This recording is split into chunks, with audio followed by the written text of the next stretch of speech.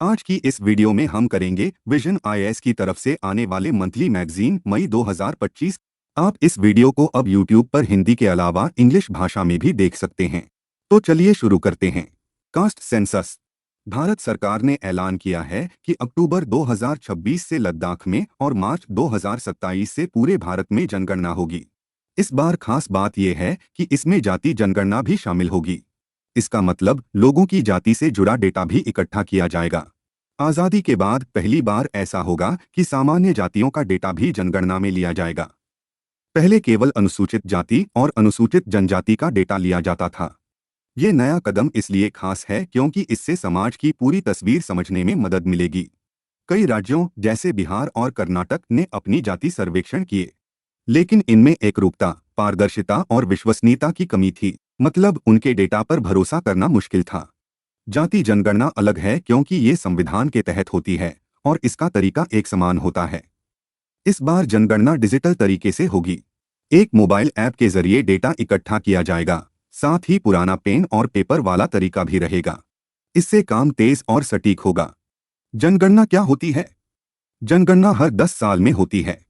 ये देश के हर व्यक्ति से जुड़ी जानकारी इकट्ठा करती है, जैसे जनसंख्या, शिक्षा, नौकरी और सामाजिक स्थिति।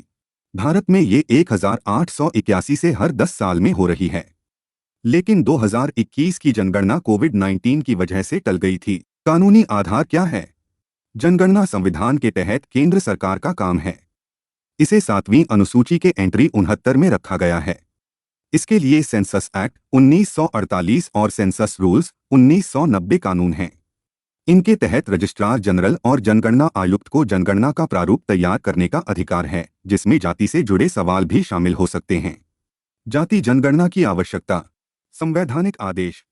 हमारा संविधान अनुच्छेद 340 में कहता है कि सरकार को एक कमीशन बनाना चाहिए जो सामाजिक और शैक्षिक रूप से पिछड़े वर्गों की स्थिति की जांच करे। जाति जनगणना इस काम में मदद करती है ताकि सही पिछड़े समूहों की पहचान हो सके। नीति निर्माण के लिए जाति का सटीक डेटा नीतियां बनाने में बहुत जरूरी है। इससे सरकार कल्याण योजनाएं और संसाधनों का बंटवारा सही तरीके से कर सकती है। ओबीसी समूह कहते हैं कि उनके हिस्से के संसाधन अक्सर इसलिए नहीं मिलते क्योंकि उनके आबादी और पिछड़ेपन का अपडेटेड डेटा नहीं है। सकारात्मक कार्रवाई। जाति जनगणना से वंचित समूहों की पहचान आसान होती है, जिन्हें शिक्षा और सरकारी नौकरियों में आरक्षण दिया जा सकता है। साथ ही ये देखा जा सकता है कि ये नीतियां कितनी प्रभावी हैं। सुप्रीम कोर्ट ने कई फैसलों में कहा है कि जाति पिछड़ा वर्ग तय करने का महत्वपूर्ण मानदंड है। कोर्ट ने आरक्षण नीतियों के लिए जाति आधारित डेटा की मांग की है। मराठा, जाट जैसे समूहों की ओबीसी आरक्षण की मांग को भी इस डेटा से सही तरीके से समझा जा सकता है। उपवर्गीकरण। जाति जनगणना से ओबीसी और अन्य समूहों को छोटे छोटे वर्गों में बांटा जा सकता है। इससे लाभों का बंटवारा और समूहों के बीच असमानता को ठीक किया जा सकता है। जस्टिस रोहिणी आयोग ओबीसी के उपवर्गीकरण पर काम कर रहा है, लेकिन अभी तक इसकी रिपोर्ट नहीं आई। राष्ट्रीय डेटाबेस की जरूरत। कई राज्यों के अपने अपने जाति सर्वेक्षण में एकरूपता की कमी है। इसलिए एक पारदर्शी और विश्वसनीय राष्ट्रीय डेटाबेस बनाना जरूरी है। इससे डेटा आधारित शासन को बढ़ावा मिलेगा। जाति जनगणना से जुड़ी समस्याएं। डेटा की सटीकता और गलतियां। जब लोग अपनी जाति खुद बताते हैं तो गलतियां हो सकती हैं। कई बार सरकारी कर्मचारियों को सही ट्रेनिंग न मिलने से भी डेटा गलत हो जाता है। उदाहरण 2011 की सामाजिक आर्थिक और जाति जनगणना में दोहरे नाम और गलत वर्तनी की वजह से जातियों की संख्या बढ़ा चढ़ाकर दिखाई गई, जिससे डेटा बेकार हो गया। जाति वर्गीकरण में असमानता। केंद्र और राज्यों की जाति सूचियों में अंतर होता है। जैसे कोई जाति एक राज्य में ओबीसी हो सकती है, लेकिन दूसरे राज्य में नहीं। उदाहरण, जाट हरियाणा में ओबीसी हैं, लेकिन उत्तर प्रदेश में नहीं। इससे डेटा में भ्रम होता है। राजनीतिक संवेदनशीलता। जाति डेटा से कुछ समूह आरक्षण की मांग कर सकते हैं, जिससे राजनीतिक अशांति बढ़ सकती है। उदाहरण, राजस्थान में गुर्जर आंदोलन ने सामाजिक आर्थिक पिछड़ेपन के आधार पर सेंट दर्जा की मांग की थी। पहचान की राजनीति। जाति डेटा से जाति आधारित राजनीति और बढ़ सकती है, जिससे समाज में बंटवारा गहरा सकता है। गोपनीयता की चिंता। डिजिटल तरीके से जाति डेटा इकट्ठा करने में डेटा सुरक्षा और गोपनीयता का खतरा है, खासकर ग्रामीण इलाकों में जहां डिजिटल साक्षरता कम है। आगे की राह समाधान। परामर्श प्रक्रिया।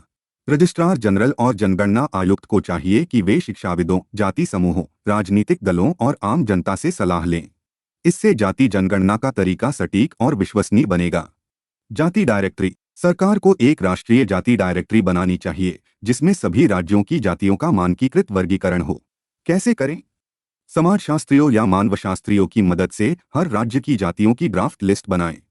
इसे ऑनलाइन प्रकाशित करें और जनता से सुझाव मांगें। अंतिम लिस्ट केवल जनगणना कर्मचारियों को दें ताकि भ्रम न हो। प्रशिक्षण और क्षमता निर्माण। जाति डेटा इकट्ठा करने वाले कर्मचारियों को सही प्रशिक्षण देना जरूरी है ताकि दोहरे नाम या वर्तनी की गलतियां न हों। आधुनिक तकनीक जैसे एआई और बिग डेटा एनालिटिक्स का इस्तेमाल करके गलतियों को कम किया जा सकता है। आगे हम प्राइवेट मेंबर बिल के बारे में बात करेंगे। पीआरएस लेजिस्लेटिव रिसर्च की रिपोर्ट कहती है कि हाल के वर्षों में लोकसभा और राज्यसभा में प्राइवेट मेंबर बिल पर चर्चा के लिए बहुत कम समय दिया जा रहा है। इससे सांसदों को अपनी बात रखने का मौका कम मिल रहा है।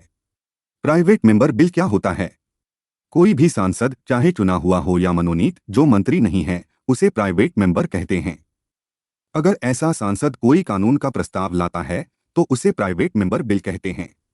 इस बिल को तैयार करने की जिम्मेदारी उसी सांसद की होती है। कैसे काम करता है? बिल लाने से पहले सांसद को 1 महीने का नोटिस देना होता है। इसके लिए लोकसभा में स्पीकर या राज्यसभा में चेयरमैन की अनुमति चाहिए। अगर बिल चुना जाता है तो लोकसभा में हर शुक्रवार को आखिरी 2.5 घंटे इस बिल पर चर्चा के लिए रखे जाते हैं। राज्यसभा में हर दूसरे शुक्रवार को दोपहर 2:30 से 5 बजे तक का समय दिया जाता है। पहला प्राइवेट मेंबर बिल 1952 का मुस्लिम वक्फ बिल, जिसे सैयद मोहम्मद अहमद कासमी ने पेश किया था। ये 1954 में कानून बना। प्राइवेट मेंबर बिल की महत्ता। नीतिगत नवाचार। पीएमबी सांसदों को नए विचार पेश करने का मौका देते हैं, खासकर उन मुद्दों पर जो सरकार नजरअंदाज कर देती है। उदाहरण 2019 का राइट टू डिस्कनेक्ट बिल एक सांसद ने पेश किया, जिसमें कर्मचारियों को काम के समय के बाद ऑफिस से जुड़े संदेशों से मुक्त होने का अधिकार देने की बात थी। सुधार की संभावना। पीएमबी पुराने कानूनों या नए उभरते मुद्दों पर चर्चा शुरू कर सकते हैं। उदाहरण 2014 का ट्रांसजेंडर व्यक्तियों के अधिकार बिल एक प्राइवेट मेंबर ने पेश किया, जिसने सरकार को बाद में ट्रांसजेंडर अधिकारों पर अपना बिल लाने के लिए प्रेरित किया। पार्टी लाइन से बाहर अभिव्यक्ति। पीएमबी सांसदों को पार्टी दबाव से मुक्त होकर अपनी राय रखने का मौका देते हैं। इससे लोकतांत्रिक भागीदारी बढ़ती है। जांच और संतुलन। पीएमबी सांसदों को वैकल्पिक नीतियां पेश करके सरकार को जवाबदेह बनाने का साधन है। प्राइवेट मेंबर बिल क्यों घट रहे हैं? व्यवधान। संसद में बार बार स्थगन और हंगामे की वजह से पीएमबी पर चर्चा का समय कम मिलता है। उदाहरण 17वीं लोकसभा 2019-24 में 729 पीएमबी लोकसभा में और 705 राज्यसभा में पेश हुए, लेकिन केवल लोकसभा में 2 और राज्यसभा में 14 पर ही चर्चा हुई। प्रक्रियागत समस्याएं। पीएमबी पर चर्चा के लिए सालों लग जाते हैं क्योंकि समय सिर्फ 2 से 3 घंटे साप्ताहिक मिलता है। स्पीकर चेयरमैन की बिल स्वीकारने या खारिज करने की शक्ति पर राजनीतिक दबाव हो सकता है। संसाधनों की कमी। प्राइवेट मेंबर के पास शोध सहायता, ड्राफ्टिंग विशेषज्ञता या संस्थागत समर्थन नहीं होता, जो सरकारी बिलों को मिलता है। कम सफलता की धारणा। पीएमबी का पास होने का रिकॉर्ड बहुत कम है, जिससे सांसद इसमें मेहनत करने से हतोत्साहित होते हैं। उदाहरण आज तक केवल 14 पीएमबी कानून बने और आखिरी बार 1970 में ऐसा हुआ। राजनीतिक इच्छा शक्ति की कमी। सरकार अपनी विधायी प्राथमिकताओं को तरजीह देती है, जिससे पीएमबी को नजरअंदाज किया जाता है। उदाहरण मार्च 2025 में सांसद शशि थरूर ने कहा कि सत्र में पीएमबी पेश करने का आखिरी मौका भी रद्द कर दिया गया। आगे की राह समाधान। प्रक्रिया को सुचारू करें। पीएमबी के लिए निश्चित और अखंडित समय तय करें, जैसे डिजिटल ट्रैकिंग और प्रक्रिया में संशोधन। इससे हर सत्र में कुछ बिलों पर चर्चा हो सके। नियमों में संशोधन करके पीएमबी का समय अन्य एजेंडा से प्रभावित न हो। शोध सहायता।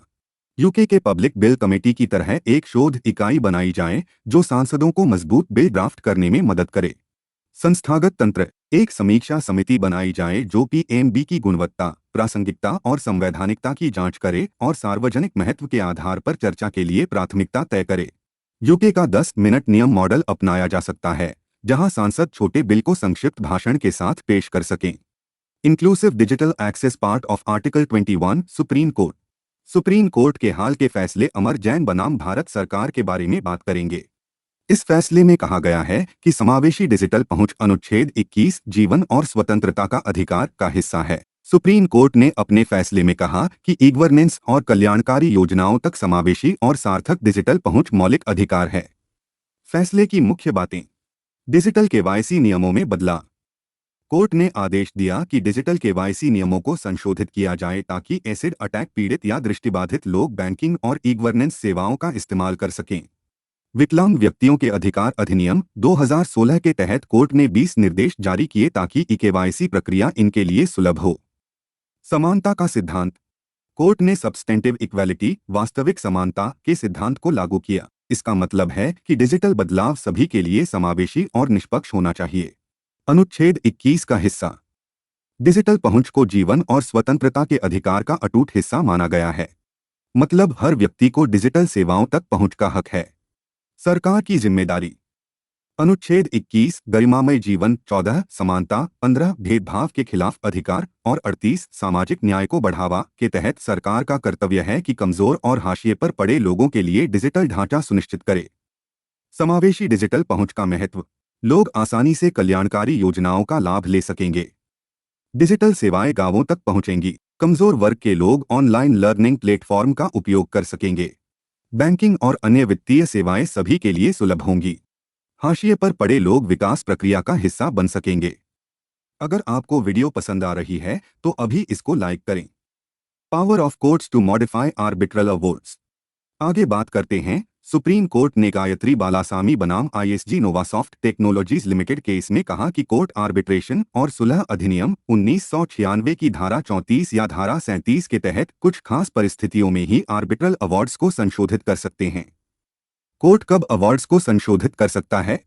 जब अवार्ड को अलग किया जा सके, अगर अवार्ड का अमान्य हिस्सा वैध हिस्से से अलग किया जा सकता है। सुप्रीम कोर्ट ने ओमने माजूस कॉन्टिनेंट इन से माइनस सिद्धांत का हवाला दिया, यानी अवार्ड को रद्द करने की शक्ति में इसका कुछ हिस्सा रद्द करना भी शामिल है। लिपिकीय गणना या टाइपिंग गलतियां ठीक करना, कोर्ट ऐसी छोटी गलतियों को सुधार सकता है।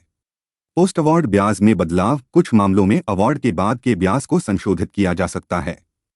अनुच्छेद 142 के तहत संविधान का अनुच्छेद 142 कोर्ट को पूर्ण न्याय करने की शक्ति देता है, लेकिन ये 1996 के अधिनियम के मूल सिद्धांतों के अनुरूप होना चाहिए। भारत में आर्बिट्रेशन क्या है?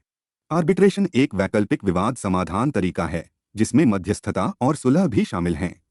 इसमें निजी तंत्र के जरिए विवादों को राष्ट्रीय अदालतों के बाहर सुलझाया जाता है। महत्व। कम टकराव वाला, लचीला और तेज प्रक्रिया, गोपनीय और प्रभावी। कानूनी ढांचा। आर्बिट्रेशन और सुलह अधिनियम 1996 ये संयुक्त राष्ट्र के अनसेट्रल मॉडल लॉ 1985 पर आधारित है।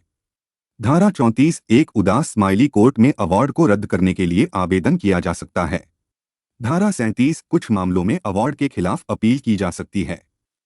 इस मैगजीन का 8वां भाग कल्चर की वीडियो आप हमारे चैनल पर देख सकते हैं। इसका लिंक आपको हमारे डिस्क्रिप्शन बॉक्स में भी मिल जाएगा। Rohingyas and provisions related to refugees and deportation. Supreme court ने रोहिंग्या शरणार्थियों की निर्वासन और रहने की स्थिति से जुड़ी याचिकाओं की सुनवाई में कहा कि यूएनएचसीआर कार्ड के आधार पर शरणार्थी कोई राहत नहीं मांग सकते। इसका मतलब है कि भारत में यूएनएचसीआर कार्ड को कानूनी मान्यता नहीं है। United Nations high commissioner for refugees एक वैश्विक संगठन है जो शरणार्थियों, विस्थापित समुदायों और स्टेटलेस लोगों की रक्षा करता है। महत्वपूर्ण बात, भारत 1951 शरणार्थी संधि और इसके 1967 प्रोटोकॉल का हस्ताक्षरकर्ता नहीं है।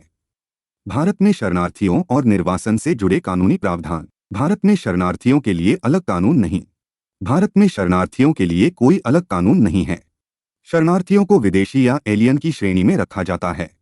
शरणार्थी का दर्जा केस दर केस और द्विपक्षीय नीति के आधार पर तय किया जाता है। विदेशी अधिनियम 1946। धारा 3 केंद्र सरकार को अधिकार है कि वह अवैध रूप से रह रहे विदेशी नागरिकों को हिरासत में ले और निर्वासित करे। उदाहरण, रोहिंग्या शरणार्थियों को अक्सर इस कानून के तहत अवैध प्रवासी मानकर हिरासत में लिया जाता है। सजा, धारा 14A(b) के तहत 8 साल तक की जेल हो सकती है।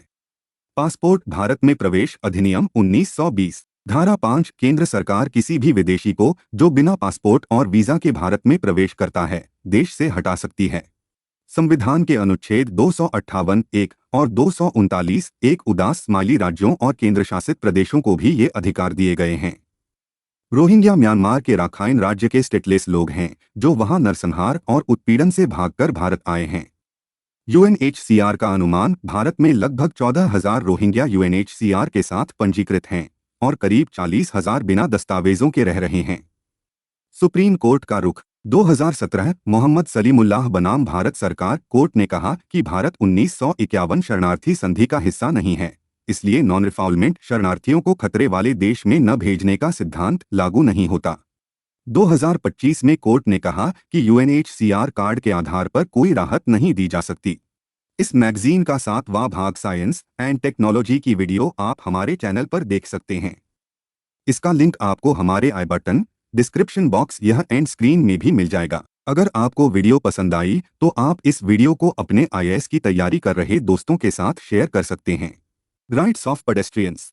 सुप्रीम कोर्ट ने एक आदेश में कहा कि बाधारहित और विकलांगानुकूल फुटपाथ का अधिकार अनुच्छेद 21 के तहत आता है। इससे पैदल यात्रियों को सुरक्षित और सुलभ रास्ते मिलने का हक मिला है। सुप्रीम कोर्ट के आदेश की मुख्य बातें। अनुच्छेद 21 के तहत अधिकार। अनुच्छेद 21 कहता है कि किसी व्यक्ति को जीवन और निजी स्वतंत्रता से तब तक वंचित नहीं किया जा सकता जब तक कि कानूनी प्रक्रिया का पालन न हो। सुप्रीम कोर्ट ने कहा कि बिना रुकावट और विकलांगों के लिए सुगम फुटपाथ का हक भी इसी में शामिल है। कोर्ट के निर्देश। सभी सार्वजनिक सड़कों पर फुटपाथ होना जरूरी है और ये विकलांग व्यक्तियों के लिए सुलभ और उपयोगी होने चाहिए। फुटपाथ पर अतिक्रमण जैसे दुकानें, ठेले या अवैध निर्माण को हटाना अनिवार्य है। राज्यों और केंद्रशासित प्रदेशों को फुटपाथ की उपलब्धता और रखरखाव सुनिश्चित करने के लिए नीतियां बनानी होंगी। पैदल यात्रियों के अधिकारों का महत्व। फुटपाथ होने से पैदल चलने वालों को सड़क हादसों से बचाव मिलता है। विकलांग लोग भी बिना किसी परेशानी के फुटपाथ का इस्तेमाल कर सकेंगे। शहरों में पैदल चलने की सुविधा बढ़ने से ट्रैफिक और प्रदूषण कम होगा। गरीब और कमजोर वर्ग जो पैदल चलते हैं उनके लिए ये बुनियादी जरूरत है। कोर्ट ने यह आदेश एक जनहित याचिका की सुनवाई में दिया जिसमें शहरों में फुटपाथ की कमी और अतिक्रमण की समस्या उठाई गई थी। कोर्ट ने कहा कि फुटपाथ न होना जीवन के अधिकार का उल्लंघन है। 50th anniversary of Sikkim's statehood. मई 2025 में सिक्किम ने अपने 50 साल पूरे होने का जश्न मनाया। इस मौके पर कई सांस्कृतिक और विकास कार्यक्रम आयोजित किए गए। सिक्किम का राज्य का दर्जा। 1974 में संविधान 35वां संशोधन अधिनियम ने सिक्किम को सहयोगी राज्य का दर्जा दिया था जो अनुच्छेद 2A के तहत था। 1975 में संविधान अधिनियम के तहत सिक्किम को भारत संघ का पूर्ण राज्य बनाया गया, लेकिन 1975 में 36वें संशोधन ने अनुच्छेद 2A को हटा दिया और सिक्किम को पूर्ण राज्य का दर्जा दे दिया। सिक्किम भारत का 22वां राज्य बना। 3 अनुच्छेद 371F विशेष प्रावधान। अनुच्छेद 371F सिक्किम को कुछ विशेष प्रावधान देता है। ये प्रावधान सिक्किम की संस्कृति, परंपराओं और पुराने कानूनों की रक्षा करते हैं। उदाहरण, सिक्किम में जमीन के स्वामित्व और कुछ स्थानीय अधिकारों को विशेष संरक्षण मिलता है। सिक्किम पहले एक स्वतंत्र रियासत था जिसका अपना राजा चोग्याल था। 1975 में एक जनमत संग्रह के बाद सिक्किम ने भारत में शामिल होने का फैसला किया। इससे भारत का उत्तर पूर्वी क्षेत्र मजबूत हुआ और सिक्किम को भारत के विकास का हिस्सा बनने का मौका मिला। India UK free trade agreement. Bharat और यूके ने 3 साल की बातचीत के बाद फ्री ट्रेड अग्रीमेंट पर सहमति बनाई है। ये समझौता तब लागू होगा जब इसका कानूनी दस्तावेज तैयार हो जाएगा। इसमें 27 अध्याय होंगे जैसे डिजिटल व्यापार, पर्यावरण वगैरह। ये समझौता व्यापार को आसान और सस्ता बनाएगा। दोनों देशों ने डबल कंट्रीब्यूशन कन्वेंशन (DCC) पर भी सहमति जताई है। DCC एक तरह का सामाजिक सुरक्षा समझौता है। इसका मतलब है जो कर्मचारी भारत और यूके के बीच काम के लिए जाएंगे उन्हें सिर्फ एक देश में सामाजिक सुरक्षा कर देना होगा। ये नियम उन कर्मचारियों पर लागू होगा जो 3 साल तक दूसरे देश में अस्थायी रूप से काम करेंगे। इससे कंपनियों और कर्मचारियों का पैसा बचेगा, लेकिन ये उनके लाभ को प्रभावित नहीं करेगा और यूके में इमिग्रेशन हेल्थ सरचार्ज देना होगा। FTA की मुख्य बातें। अब इस समझौते की खास बातें देखते हैं। Zero duty market access. Bharat के 99% निर्यात यूके में बिना किसी टैक्स के जाएंगे, यानी लगभग सारा व्यापार सस्ता होगा। दूसरी तरफ भारत भी यूके के 90% उत्पादों पर टैक्स कम करेगा। 10 साल में यूके के 85% उत्पाद भारत में टैक्स मुक्त हो जाएंगे। भारतीय पेशेवरों के लिए आसानी। भारतीय पेशेवर जैसे आईटी कर्मचारी, योग प्रशिक्षक यूके में आसानी से काम कर सकेंगे। इसमें बिजनेस विजिटर, निवेशक, कंपनी के कर्मचारी, उनके परिवार और बच्चे शामिल हैं। परिवार वालों को भी यूके में काम करने का अधिकार मिलेगा। यूके की सेवाओं में बड़ा मौका। यूके ने भारत को आईटी, वित्तीय सेवाएं, शिक्षा जैसे क्षेत्रों में व्यापार का बड़ा मौका दिया है। इससे भारतीय कंपनियां यूके में आसानी से काम कर सकेंगी। यूके के लिए सरकारी खरीद में हिस्सेदारी। यूके की कंपनियां भारत की सरकारी खरीद में हिस्सा ले सकेंगी, यानी वे भारत की केंद्रीय सरकार और सरकारी कंपनियों के लिए सामान, सेवाएं और निर्माण कार्य दे सकेंगी। एफटीए क्या होता है? एफटीए दो या दो से ज्यादा देशों या व्यापारिक समूहों के बीच का समझौता है। इसमें वे टैरिफ यानी सीमा शुल्क और गैर टैरिफ बाधाओं यानी जैसे नियम या प्रतिबंध को कम या खत्म करते हैं। इसका मतलब है कि देशों के बीच व्यापार आसान और सस्ता हो जाता है। एफटीए में क्या शामिल होता है? वस्तुओं का व्यापार जैसे कृषि उत्पाद, चावल, फल या औद्योगिक सामान, मशीनें, कपड़े। सेवाओं का व्यापार जैसे बैंकिंग, निर्माण या व्यापार से जुड़ी सेवाएं। अन्य क्षेत्र जैसे बौद्धिक संपदा अधिकार, patent, copyright. Early harvest scheme. इसमें कुछ खास उत्पादों या सेवाओं पर पहले ही टैरिफ कम कर दिए जाते हैं ताकि बड़ा समझौता होने से पहले व्यापार शुरू हो सके। विश्व व्यापार संगठन का एक नियम है मोस्ट फेवर्ड नेशन। इसका मतलब है कि कोई देश सभी डब्ल्यूटीओ सदस्यों को एक समान व्यापार लाभ देगा। लेकिन एफटीए इस नियम का अपवाद है, यानी एफटीए वाले देश एक दूसरे को खास लाभ दे सकते हैं। एसबीआई रिपोर्ट के अनुसार पिछले 5 साल में भारत ने 13 एफटीए साइन किए हैं। ये समझौते मॉरिशस, यूएई, ऑस्ट्रेलिया जैसे देशों के साथ हैं। हाल ही में जून 2025 में भारत और यूके ने भी एफटीए की घोषणा की है, जो जल्द लागू होगा। एफटीए क्यों जरूरी है? ये व्यापार को सस्ता और आसान बनाता है। इससे नौकरियां बढ़ती हैं और देशों की अर्थव्यवस्था मजबूत होती है। भारतीय सामान और सेवाएं दुनिया में सस्ते दामों पर पहुंचती हैं। भारत और एफटीए क्या हुआ? भारत ने कई देशों के साथ एफटीए साइन किए हैं, लेकिन इनके कुछ चुनौतियां और फायदे हैं। आइए इसे बिंदु बिंदु समझते हैं। व्यापार असंतुलन बढ़ा। 2017 से 2022 के बीच भारत का अपने एफटीए पार्टनर देशों को निर्यात 31% बढ़ा, लेकिन भारत का आयात 82% बढ़ा। यानी हम उनसे ज्यादा सामान खरीद रहे हैं जितना बेच रहे हैं। इसका मतलब है कि व्यापार घाटा बढ़ रहा है। एफटीए का कम उपयोग। भारत में एफटीए का उपयोग सिर्फ 25% है, यानी हम इन समझौतों का पूरा फायदा नहीं उठा रहे। दूसरी तरफ विकसित देश जैसे अमेरिका, जापान अपने एफटीए का 70 से 80% उपयोग करते हैं। गैर टैरिफ बाधाएं। ग्लोबल ट्रेड अलर्ट डाटाबेस के अनुसार 2020 से 2024 के बीच दुनिया भर में 26,000 से ज्यादा नए व्यापार और निवेश प्रतिबंध लगाए गए। ये प्रतिबंध टैरिफ नहीं, बल्कि नियम, मानक या अन्य बाधाएं हैं जो व्यापार को मुश्किल बनाते हैं। असमान प्रतिस्पर्धा। कुछ एफटीए पार्टनर जैसे दक्षिण कोरिया और एसीएन देश भारत से ज्यादा मजबूत हैं। उदाहरण, उनकी इलेक्ट्रॉनिक्स जैसी इंडस्ट्री भारत से बेहतर प्रदर्शन करती है। अन्य चुनौतियां। प्रमाणन और नियमों की जटिलता। एफटीए में सामान के मूल देश और सर्टिफिकेशन के नियम जटिल हैं। ये भारतीय व्यापारियों के लिए मुश्किल पैदा करते हैं। भारतीयों के एफटीए भविष्य के लिए कैसे मददगार है? ये समझौता न सिर्फ भारत और यूके के बीच व्यापार बढ़ाएगा, बल्कि भारत के लिए भविष्य के एफटीएस का एक नमूना भी बनेगा। आइए इसे बिंदु बिंदु समझें। तेजी से बातचीत।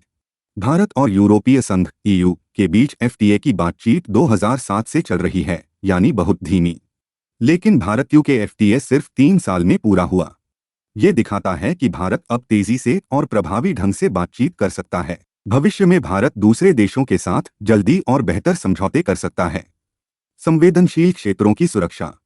भारत ने अपने संवेदनशील कृषि उत्पादों जैसे डेयरी उत्पाद को एफटीए से बाहर रखा। साथ ही प्लास्टिक जैसे संवेदनशील औद्योगिक सामानों को भी बचाव सूची में डाला। इससे भारत के किसान और छोटे उद्योग सुरक्षित रहेंगे। भविष्य के एफटीएस में भी भारत अपनी जरूरी इंडस्ट्री को ऐसे ही बचा सकता है। धीरे धीरे टैरिफ हटाना। भारत ने यूके के साथ टैरिफ को धीरे धीरे कम करने का वादा किया। इसका मतलब है कि भारतीय उद्योगों को विदेशी प्रतिस्पर्धा का सामना करने के लिए पर्याप्त समय मिलेगा। इससे हमारे उद्योग मजबूत हो सकेंगे। भविष्य में भारत दूसरे एफटीएस में भी ऐसा तरीका अपना सकता है। दोनों देशों के लिए फायदा। इस एफटीए में दोनों देशों को बराबर लाभ मिला। उदाहरण, यूके की कार कंपनियों को भारत में एक कोटा मिलेगा जिसमें टैरिफ 100% से घटकर 10% हो जाएगा। बदले में भारत के पेशेवर जैसे आईटी, योग प्रशिक्षक और निर्यात को यूके में फायदा मिलेगा। भविष्य के एफटीएज में भी भारत ऐसे समझौते कर सकता है जिसमें दोनों पक्षों को लाभ हो। अगर आपको वीडियो पसंद आ रही है तो अभी इसको लाइक करें। China Pakistan economic corridor. मई 2025 में बीजिंग में एक त्रिपक्षीय बैठक में चीन, पाकिस्तान और अफगानिस्तान ने सीपीईसी को अफगानिस्तान तक बढ़ाने का फैसला किया। इससे अफगानिस्तान को व्यापार और कनेक्टिविटी में मदद मिलेगी, लेकिन भारत के लिए कुछ चिंताएं भी हैं। आइए इसे विस्तार से समझें। सीपीईसी क्या है? CPEC belt and road initiative यानी बीआरआई का एक प्रमुख प्रोजेक्ट है जिसे चीन ने 2015 में शुरू किया था। ये सिल्क रोड इकोनॉमिक बेल्ट और मैरिटाइम सिल्क रोड को जोड़ता है। मुख्य प्रोजेक्ट ऊर्जा और इंफ्रास्ट्रक्चर से जुड़े हैं। इसमें 3000 किलोमीटर की सड़कें, रेलवे और पाइपलाइनें शामिल हैं जो पाकिस्तान के ग्वादर पोर्ट से चीन के शिनजियांग तक तेल और गैस ले जाएंगी। बेल्ट एंड रोड इनिशिएटिव यानी बीआरआई क्या है? बीआरआई को वन बेल्ट वन रोड भी कहते हैं, जिसे चीन ने 2013 में शुरू किया। इसका लक्ष्य है दुनिया भर में कनेक्टिविटी और सहयोग बढ़ाना। चीन को मध्य और दक्षिण एशिया से यूरोप तक जोड़ता है। समुद्री मार्ग से दक्षिण पूर्व एशिया, खाड़ी देश, अफ्रीका और यूरोप को जोड़ता है। भारत की चिंताएं। सीपीईसी का अफगानिस्तान तक विस्तार भारत के लिए कई चुनौतियां लाता है। आइए इन्हें समझें। भूरणनीतिक चुनौती। सीपीईसी का विस्तार भारत के चाबहार पोर्ट और अंतर्राष्ट्रीय उत्तर दक्षिण परिवहन गलियारे को कमजोर कर सकता है, जो भारत को मध्य एशिया तक पहुंचाने के लिए हैं। रणनीतिक घेरा। चीन ने भारत के आसपास स्ट्रिंग ऑफ पर्ल्स रणनीति के तहत हम्बनटोटा, श्रीलंका, ग्वादर, पाकिस्तान, चटगांव, बांग्लादेश जैसे पोर्ट्स पर कब्जा किया है। अफगानिस्तान में सीपीईसी से चीन को भारत के पश्चिमी मोर्चे पर और ताकत मिलेगी। पाकिस्तान अफगानिस्तान चीन गठजोड़। ये समझौता पाकिस्तान का अफगानिस्तान पर प्रभाव बढ़ाएगा, खासकर क्योंकि भारत का तालिबान शासन के साथ सीमित संपर्क है। भारत ने 20 सालों में अफगानिस्तान में ज़रंज-दिलाराम हाईवे और मानवीय सहायता के जरिए प्रभाव बनाया था, जो अब कम हो सकता है। सुरक्षा खतरा। तालिबान शासन, जिसे चीन और पाकिस्तान समर्थन दे रहे हैं, भारत के खिलाफ आतंकवाद का केंद्र बन सकता है। जैश-ए-मोहम्मद और लश्कर-ए-तैयबा जैसे समूहों को बढ़ावा मिल सकता है। आर्थिक नुकसान। अफगानिस्तान में लिथियम और रेयर अर्थ जैसे संसाधन हाईटेक और स्वच्छ ऊर्जा उद्योगों के लिए जरूरी हैं। सीपीईसी से चीन को इन संसाधनों तक आसान पहुंच मिलेगी, जिससे भारत पिछड़ सकता है। भारत ने चीन पाकिस्तान आर्थिक गलियारे का मुकाबला करने के लिए क्या कदम उठाए हैं? चाबहार पोर्ट का विकास। भारत ने ईरान में चाबहार पोर्ट के शहीद बहश्ती टर्मिनल को विकसित किया है। ये पोर्ट भारत को अफगानिस्तान और मध्य एशिया तक पहुंच देता है, बिना पाकिस्तान के ग्वादर पोर्ट या सीपीईसी का इस्तेमाल किए। इससे भारत को व्यापार और रणनीतिक लाभ मिलता है। उदाहरण, भारत अफगानिस्तान को गेहूं और दवाइयां चाबहार के रास्ते भेजता है। अंतर्राष्ट्रीय उत्तर दक्षिण परिवहन गलियारा। इंस्टीसी की स्थापना 2000 में भारत, रूस और ईरान ने की थी। ये एक मल्टीमोडल परिवहन मार्ग है जो हिंद महासागर और फारस की खाड़ी को ईरान के रास्ते कैस्पियन सागर और फिर रूस के सेंट पीटर्सबर्ग के रास्ते उत्तरी यूरोप से जोड़ता है। ये सीपीईसी का विकल्प है जो भारत को मध्य एशिया और यूरोप तक सस्ता और तेज रास्ता देता है। भारत मध्य पूर्व यूरोप आर्थिक गलियारा। 2023 में शुरू हुआ आईएमईसी भारत, मध्य पूर्व और यूरोप को जोड़ता है। ये गलियारा यूएई, सऊदी अरब, जॉर्डन, इजरायल और यूरोपीय संघ से होकर गुजरता है। इसका लक्ष्य है व्यापार, ऊर्जा और डिजिटल कनेक्टिविटी बढ़ाना, जो सीपीईसी और बीआरआई के प्रभाव को कम करता है। Quadrilateral security dialogue. क्वाड में भारत, ऑस्ट्रेलिया, जापान और अमेरिका शामिल हैं। इसका मकसद है हिंद प्रशांत क्षेत्र में खुला और स्वतंत्र व्यापार सुनिश्चित करना, ताकि चीन के बढ़ते प्रभाव को रोका जा सके। क्वाड देश सैन्य सहयोग, समुद्री सुरक्षा और इंफ्रास्ट्रक्चर प्रोजेक्ट्स पर काम करते हैं। निष्कर्ष, भारत चाबहार पोर्ट और इंस्टीसी को बढ़ावा देकर अफगानिस्तान और मध्य एशिया में अपनी पहुंच बनाए रख सकता है। आईएमईसी और क्वाड जैसे सहयोग से भारत वैश्विक व्यापार में मजबूत स्थिति बना सकता है। भारत को पारदर्शी और समावेशी क्षेत्रीय प्रोजेक्ट्स को बढ़ावा देना चाहिए, ताकि दक्षिण और मध्य एशिया का विकास हो, बिना राष्ट्रीय हितों को नुकसान पहुंचाए। इस मैगजीन का 8वां भाग कल्चर की वीडियो आप हमारे चैनल पर देख सकते हैं। इसका लिंक आपको हमारे आई बटन, डिस्क्रिप्शन बॉक्स या एंड स्क्रीन में भी मिल जाएगा। India Turkey relations. हाल ही में तुर्की ने भारत की एक सैन्य कार्रवाई ऑपरेशन सिंदूर की आलोचना की, जिसके बाद दोनों देशों के बीच तनाव बढ़ गया। ऑपरेशन सिंदूर भारत की जवाबी कार्रवाई थी जो जम्मू कश्मीर के पहलगाम में हुए आतंकी हमले के बाद की गई। इस हमले में 26 नागरिक मारे गए थे। भारत ने पाकिस्तान में आतंकी ठिकानों पर हमला किया। तुर्की ने इस ऑपरेशन को उत्तेजक यानी भड़काने वाला कहा। उसने चेतावनी दी कि पाकिस्तान में भारत के हमले से बड़ा युद्ध हो सकता है। इससे दोनों देशों के बीच मतभेद बढ़ गए। इस दौरान एक और बात हुई। पाकिस्तान ने भारत के खिलाफ तुर्की में बने सोंगार ड्रोन का इस्तेमाल किया, लेकिन भारत की वायु रक्षा प्रणाली ने इन ड्रोन्स को नाकाम कर दिया। इससे तुर्की की तकनीक पर भी सवाल उठे। भारत ने इसके जवाब में सख्त कदम उठाए। तुर्की की कंपनी सिलेबी एविएशन, जो भारत के 9 हवाई अड्डों पर काम करती थी, उसका सुरक्षा मंजूरी रद्द कर दी गई, यानी अब वो भारत में काम नहीं कर सकती। इसके अलावा भारत के कई विश्वविद्यालयों ने तुर्की के साथ अपने शैक्षिक सहयोग को रोक दिया। मिसाल के तौर पर जामिया मिल्लिया इस्लामिया ने तुर्की के संस्थानों के साथ अपने सभी समझौते रद्द कर दिए। लोगों ने तुर्की की चीजें खरीदना बंद किया और वहां की यात्राएं रद्द कीं। तुर्की भारत के लिए क्यों महत्वपूर्ण है? रणनीतिक स्थिति। तुर्की यूरोप और एशिया को जोड़ता है। ये अंतर्राष्ट्रीय उत्तर दक्षिण परिवहन गलियारे का हिस्सा है जो भारत के यूरोप और मध्य एशिया के साथ व्यापार के लिए जरूरी है। क्षेत्रीय प्रभाव।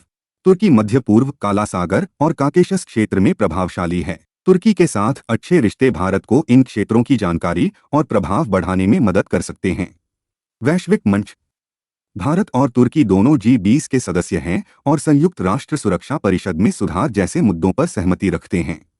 तुर्की ने भारत की UNSC में स्थायी सीट की दावेदारी का समर्थन किया है। भारत तुर्की संबंधों में समकालीन चुनौतियां। तुर्की का पाकिस्तान को सैन्य और कूटनीतिक समर्थन। चीन के बाद तुर्की पाकिस्तान का दूसरा सबसे बड़ा हथियार आपूर्तिकर्ता है। ये ड्रोन, कोरवेट, मिसाइल और F-16 अपग्रेड जैसे हथियार देता है जो पाकिस्तान की भारत के साथ लंबी टकराव की क्षमता बढ़ाता है। कश्मीर मुद्दे में हस्तक्षेप। तुर्की पाकिस्तान के कश्मीर रुख का समर्थन करता है और 2019 में अनुच्छेद 370 हटाए जाने का संयुक्त राष्ट्र जैसे मंचों पर विरोध करता है। नकारात्मक प्रचार। तुर्की समर्थित सोशल मीडिया और डिजिटल सामग्री भारत के आंतरिक मुद्दों को अंतर्राष्ट्रीय मंचों पर उठाती है, जिससे भारत की छवि को नुकसान होता है। तुर्की अजरबैजान पाकिस्तान गठजोड़। तुर्की और अजरबैजान ने ऑपरेशन सिंदूर की निंदा की। तुर्की और पाकिस्तान बगदाद पैक्ट और सेंटो जैसे संगठनों में साथ रहे हैं और रीजन कोऑपरेशन फॉर डेवलपमेंट में भी शामिल थे। इस्लामवादी बयानबाजी और पैन इस्लामिज्म। तुर्की के राष्ट्रपति एर्दोगन की इस्लामवादी नीति और वैश्विक मुस्लिम एकता की बात भारत की घरेलू नीतियों की आलोचना करती है, जिससे रिश्ते तनावपूर्ण होते हैं। तुर्की का पाकिस्तान की ओर झुकाव। भारत और तुर्की के रिश्ते समय के साथ उतार चढ़ाव से गुजरे हैं। आइए इसे बिंदु बिंदु समझें। ऐतिहासिक रिश्ते और शुरुआती समर्थन। भारत और तुर्की ने औपनिवेशिक विरोध में एकजुटता दिखाई थी। प्रथम विश्व युद्ध के दौरान भारतीय राष्ट्रवादियों ने तुर्की का समर्थन किया, लेकिन 1947 में भारत की आज़ादी के बाद ये दोस्ती मजबूत रिश्तों में नहीं बदली। तुर्की का पाकिस्तान की ओर झुकाव। 1947 के बाद तुर्की ने पाकिस्तान पर ज्यादा ध्यान दिया क्योंकि दोनों में इस्लामिक पहचान समान थी। 1970 के दशक में तुर्की में इस्लामवादी पार्टियों के उदय ने इसे पाकिस्तान और अन्य मुस्लिम देशों के करीब ला दिया। इससे भारत के साथ रिश्ते कमजोर हुए। सुरक्षा और रणनीतिक साझेदारी। 1950 के दशक में तुर्की और पाकिस्तान ने इटरनल फ्रेंडशिप संधि पर हस्ताक्षर किए। दोनों सेंटो, सेंट्रल ट्रीटी ऑर्गेनाइजेशन में शामिल हुए ताकि सोवियत प्रभाव का मुकाबला करें। पाकिस्तान ने इस मंच का इस्तेमाल भारत के खिलाफ समर्थन जुटाने के लिए किया। 2025 में तुर्की और पाकिस्तान ने रणनीतिक साझेदारी को गहरा करने की घोषणा की, जिसमें रक्षा और व्यापार सहयोग बढ़ाने पर जोर है। भारत के परमाणु कार्यक्रम का विरोध। 1998 में भारत के परमाणु परीक्षणों की तुर्की ने आलोचना की और पाकिस्तान के जवाबी परीक्षण का समर्थन किया। तुर्की ने परमाणु आपूर्तिकर्ता समूह में पाकिस्तान की सदस्यता का भी समर्थन किया, जो भारत के हितों के खिलाफ था। निष्कर्ष। भारत तुर्की रिश्ते ऐतिहासिक, वैचारिक और भूराजनीतिक कारणों से प्रभावित हुए हैं। तुर्की पाकिस्तान का समर्थन, कश्मीर पर हस्तक्षेप और भारत विरोधी प्रचार करता है। इसलिए भारत G20 जैसे बहुपक्षीय मंचों का इस्तेमाल कर तुर्की के साथ बातचीत बढ़ा सकता है। तुर्की के क्षेत्रीय प्रतिद्वंद्वियों जैसे ग्रीस, साइप्रस, आर्मेनिया, इजरायल के साथ रिश्ते मजबूत कर सकता है। तुर्की के साथ पारस्परिक सम्मान और साझा हितों जैसे INSTC, UNSC सुधार पर आधारित रिश्ते बना सकता है।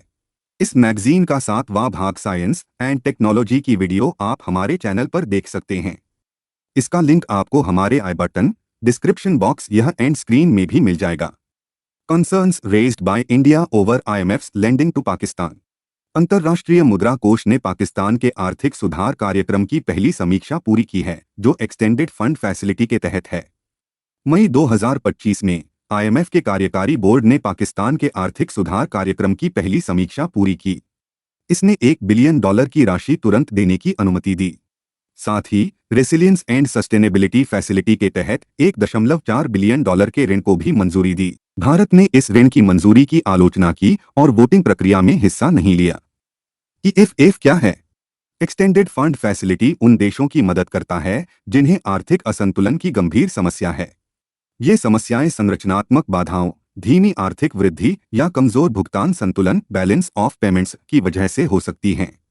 EFF लंबी अवधि के लिए ऋण देता है ताकि देश अपनी अर्थव्यवस्था को सुधार सकें। RSF क्या है? रेसिलियंस एंड सस्टेनेबिलिटी फैसिलिटी कम आय वाले या जोखिम वाले देशों को सस्ता और लंबी अवधि का ऋण देता है। इसका उद्देश्य जलवायु परिवर्तन और प्राकृतिक आपदाओं से निपटने में मदद करना है। पाकिस्तान के लिए RSF जलवायु जोखिमों से निपटने, पानी के संसाधनों का बेहतर उपयोग और आपदा प्रबंधन में सुधार के लिए है। आप वीडियो को पॉज कर इस चार्ट को पढ़ सकते हैं। भारत की IMF ऋण पर चिंताएं। भारत ने पाकिस्तान को दिए गए IMF ऋण पर कई सवाल उठाए हैं। आइए इन्हें समझें। धन का दुरुपयोग। भारत को डर है कि ये पैसा सैन्य खर्च या राज्य प्रायोजित सीमापार आतंकवाद जैसे पहलगाम हमला के लिए इस्तेमाल हो सकता है। इससे भारत की सुरक्षा को खतरा है। पाकिस्तान सेना की भूमिका। पाकिस्तान की सेना का आर्थिक मामलों में गहरा दखल है। इससे सुधारों के विफल होने या नीतियों के उलटने का जोखिम बढ़ता है। वैश्विक मूल्यों को नुकसान। आतंकवाद को प्रायोजित करने वाले देशों को ऋण देना प्रॉक्सी युद्ध को बढ़ावा दे सकता है। इससे IMF और दानदाताओं की प्रतिष्ठा को जोखिम होता है। IMF संसाधनों का लंबा उपयोग। बार बार बेलआउट से पाकिस्तान का कर्ज बोझ बढ़ गया है, जिससे वह IMF के लिए टू बिग टू फेल देनदार बन गया है। इससे IMF की विश्वसनीयता पर सवाल उठते हैं। IMF कार्यक्रम की प्रभावशीलता पर संदेह। 1989 से 2025 तक 35 साल में से 28 साल तक पाकिस्तान को IMF से मदद मिली।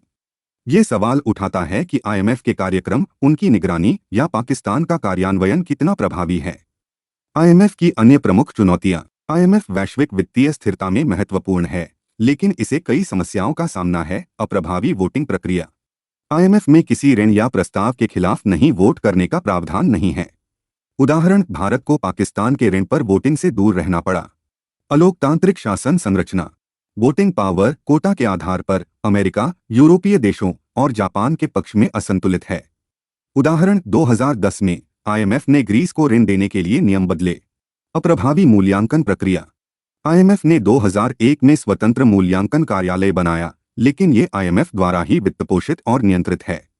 इससे इसकी स्वतंत्रता पर सवाल उठते हैं। मिश्रित सफलता। IMF की शर्तें जैसे राजकोषीय सख्ती अल्पकालिक आर्थिक स्थिरता ला सकती हैं, लेकिन इससे गरीबी बढ़ती है और सामाजिक खर्च कम होता है। कार्यान्वयन की समस्याएं। IMF से उधार लेने वाले देशों को अपनी नीतियां चुनने और लागू करने की जिम्मेदारी होती है। अगर देश सुधार लागू नहीं करते तो कार्यक्रम विफल हो सकता है।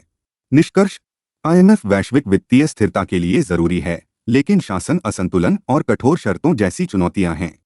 इसे कोटा और वोटिंग सुधार तेज करने होंगे ताकि उभरती अर्थव्यवस्थाओं जैसे भारत का प्रतिनिधित्व बढ़े। पारदर्शिता और जवाबदेही बढ़ाने से IMF की विश्वसनीयता और प्रभावशीलता बढ़ेगी। अगर आपको वीडियो पसंद आ रही है तो आप इस वीडियो को अपने IAS की तैयारी कर रहे दोस्तों के साथ शेयर कर सकते हैं।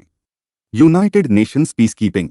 हाल ही में 2025 में बर्लिन, जर्मनी में संयुक्त राष्ट्र शांति स्थापना मंत्रिस्तरीय सम्मेलन खत्म हुआ। ये एक बहुत बड़ा आयोजन था जहां दुनिया भर के देशों ने शांति स्थापना के लिए अपने योगदान की बात की। UN पीसकीपिंग मिनिस्टेरियल 2025 क्या है? ये सम्मेलन जर्मनी ने आयोजित किया था।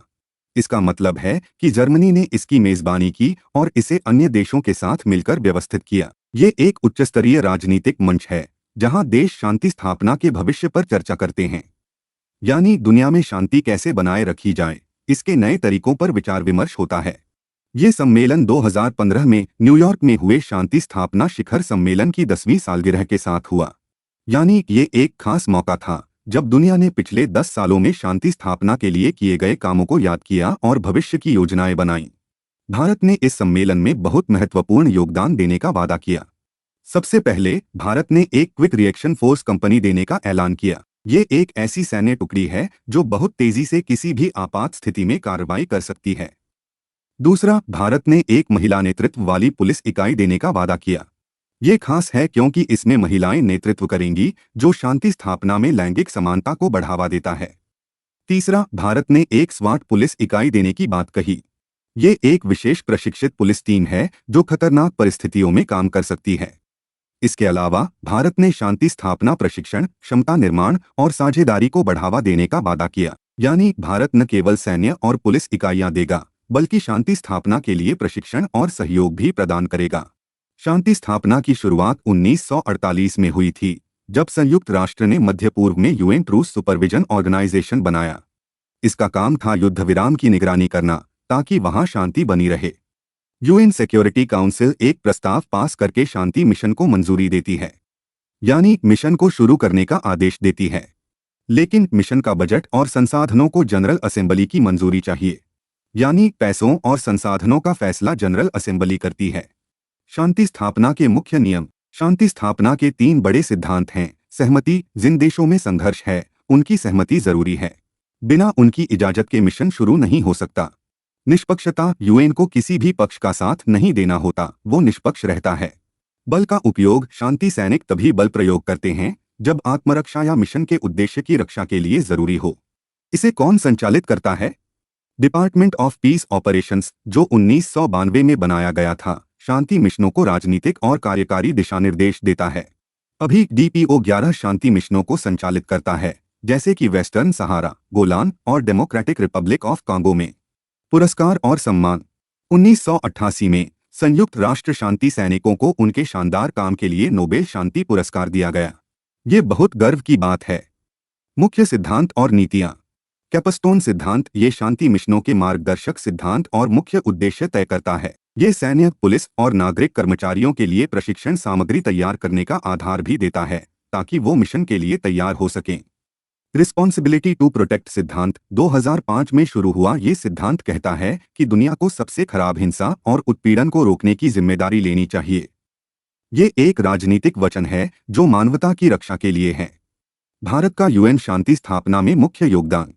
सबसे ज्यादा सैनिक योगदान। भारत ने अब तक 50 से ज्यादा यूएन मिशनों में 2.9 लाख से अधिक शांति सैनिक भेजे हैं। वर्तमान में भारत नेपाल, रवांडा और बांग्लादेश के बाद चौथा सबसे बड़ा सैनिक योगदान देने वाला देश है। भारत ने कोरियाई युद्ध में युद्ध विराम, साइप्रस और कांगो जैसे मिशनों में महत्वपूर्ण भूमिका निभाई है। क्षमता निर्माण। नई दिल्ली में भारतीय सेना ने centre for United Nations peacekeeping बनाया है। ये भारत का शांति स्थापना प्रशिक्षण का मुख्य केंद्र है, जहां शांति सैनिकों को प्रशिक्षित किया जाता है। लैंगिक समानता को बढ़ावा। 2007 में भारत ने लाइबेरिया में पहली बार पूरी तरह महिला पुलिस इकाई भेजी। ये एक ऐतिहासिक कदम था जिसने महिलाओं की भूमिका को बढ़ावा दिया। शांति स्थापना की मुख्य चुनौतियां। शांति सैनिकों पर हमले। उदाहरण के लिए लेबनान में UN interim force in Lebanon के शांति सैनिक इजरायल लेबनान संघर्ष के दौरान घायल हुए। मेजबान देशों का विरोध, जैसे सूडान ने African union UN hybrid operation in दारफूर का विरोध किया। विश्वसनीयता की समस्या। 1990 के दशक में रवांडा और स्रेब्रेनिका में नरसंहार को रोकने में यूएन की विफलता ने इसकी विश्वसनीयता को ठेस पहुंचाई। संघर्षों का बदलता स्वरूप। अब ज्यादातर संघर्ष अंतर्राज्य की बजाय अंदरूनी हो रहे हैं। सशस्त्र समूह आतंकवादी रणनीतियों और नए हथियारों का इस्तेमाल कर रहे हैं। अन्य चुनौतियां। शांति सैनिकों की स्वतंत्रता पर रोक। राजनीतिक समाधानों में देरी। अच्छी तरह से प्रशिक्षित और सुसज्जित बलों की कमी। बड़े सैनिक योगदान देने वाले देशों को निर्णय लेने में शामिल न करना। निष्कर्ष। ब्रह्मी रिपोर्ट 2000 और UN high level independent panel on peace operations की सिफारिशों को लागू करना चाहिए, जैसे संकट की स्थिति में सिक्योरिटी काउंसिल और यूएन को जल्दी कार्रवाई करनी चाहिए। भविष्य में शांति स्थापना को नए सुरक्षा, लैंगिक और मानवाधिकार चुनौतियों के अनुकूल होना होगा। फंडिंग और वैधता के मुद्दों को हल करना होगा। शांति सैनिकों को अच्छा प्रशिक्षण, बेहतर उपकरण और जवाबदेही सुनिश्चित करनी होगी, ताकि वो यूएन और जिन लोगों की सेवा करते हैं उनके प्रति जिम्मेदार रहें। New development bank. अल्जीरिया ने 19 मई 2025 को न्यू डेवलपमेंट बैंक यानी एनडीबी की सदस्यता के लिए अपने दस्तावेज जमा किए और आधिकारिक तौर पर इसका 9वां सदस्य बन गया। यह एक बड़ा कदम है क्योंकि एनडीबी विश्व में विकास के लिए महत्वपूर्ण भूमिका निभाता है। न्यू डेवलपमेंट बैंक क्या है? एनडीबी का मुख्यालय शंघाई, चीन में है। इसे 2015 में ब्रिक्स देश ब्राजील, रूस, भारत, चीन और दक्षिण अफ्रीका ने मिलकर शुरू किया था। एनडीबी एक बहुपक्षीय विकास बैंक है जो उभरती अर्थव्यवस्थाओं और विकासशील देशों में बुनियादी ढांचे और सतत विकास परियोजनाओं के लिए संसाधन जुटाता है। यानी ये सड़क, बिजली और पर्यावरण अनुकूल प्रोजेक्ट्स के लिए फंडिंग देता है। वर्तमान सदस्य ब्राजील, रूस, भारत, चीन, दक्षिण अफ्रीका, बांग्लादेश, संयुक्त अरब अमीरात, मिस्र और अल्जीरिया। एनडीबी की सदस्यता संयुक्त राष्ट्र के सभी सदस्यों के लिए खुली है, चाहे वे उधार लेने वाले हों या न हों। उरुग्वे को एनडीबी के बोर्ड ऑफ गवर्नर्स ने स्वीकार कर लिया है, लेकिन वो तब तक आधिकारिक सदस्य नहीं बनेगा जब तक अपने दस्तावेज जमा नहीं करता। एनडीबी की पूंजी और शेयर होल्डिंग। एनडीबी की शुरुआती अधिकृत पूंजी $100 बिलियन है। इसमें से $50 बिलियन 5 संस्थापक सदस्यों ब्राजील, रूस, भारत, चीन और दक्षिण अफ्रीका के बीच बराबर बांटा गया है, यानी प्रत्येक का हिस्सा बराबर है। 5 संस्थापक सदस्यों की कुल वोटिंग पावर कम से कम 55% होनी चाहिए। इससे वे बैंक के महत्वपूर्ण फैसलों में नियंत्रण रखते हैं। क्षेत्रीय वित्तीय संस्थानों की समकालीन महत्ता। सतत और समावेशी विकास। ये संस्थान ऐसी परियोजनाओं को पैसा देते हैं जो पर्यावरण और समाज दोनों के लिए अच्छी हों। उदाहरण के लिए 2024 तक भारत में एनडीबी ने लगभग 20 परियोजनाओं को समर्थन दिया है, जिनकी कीमत $4.87 बिलियन है। ये परियोजनाएं सड़क, रेल, पानी संरक्षण जैसी चीजों के लिए हैं। इससे गांव-शहर सबका विकास होता है और रोजगार भी बढ़ता है। बुनियादी ढांचे और निवेश की कमी को पूरा करना। हमारे देश में सड़क, बिजली, बंदरगाह जैसी चीजों के लिए बहुत पैसे की जरूरत है।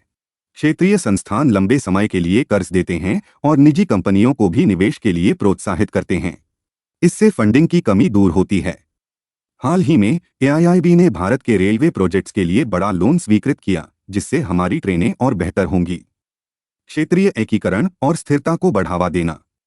ये संस्थान देशों को आपस में जोड़ते हैं। भारत, जो एनडीबी और एआईआईबी का संस्थापक सदस्य है, ने दक्षिण-दक्षिण सहयोग को मजबूत किया है।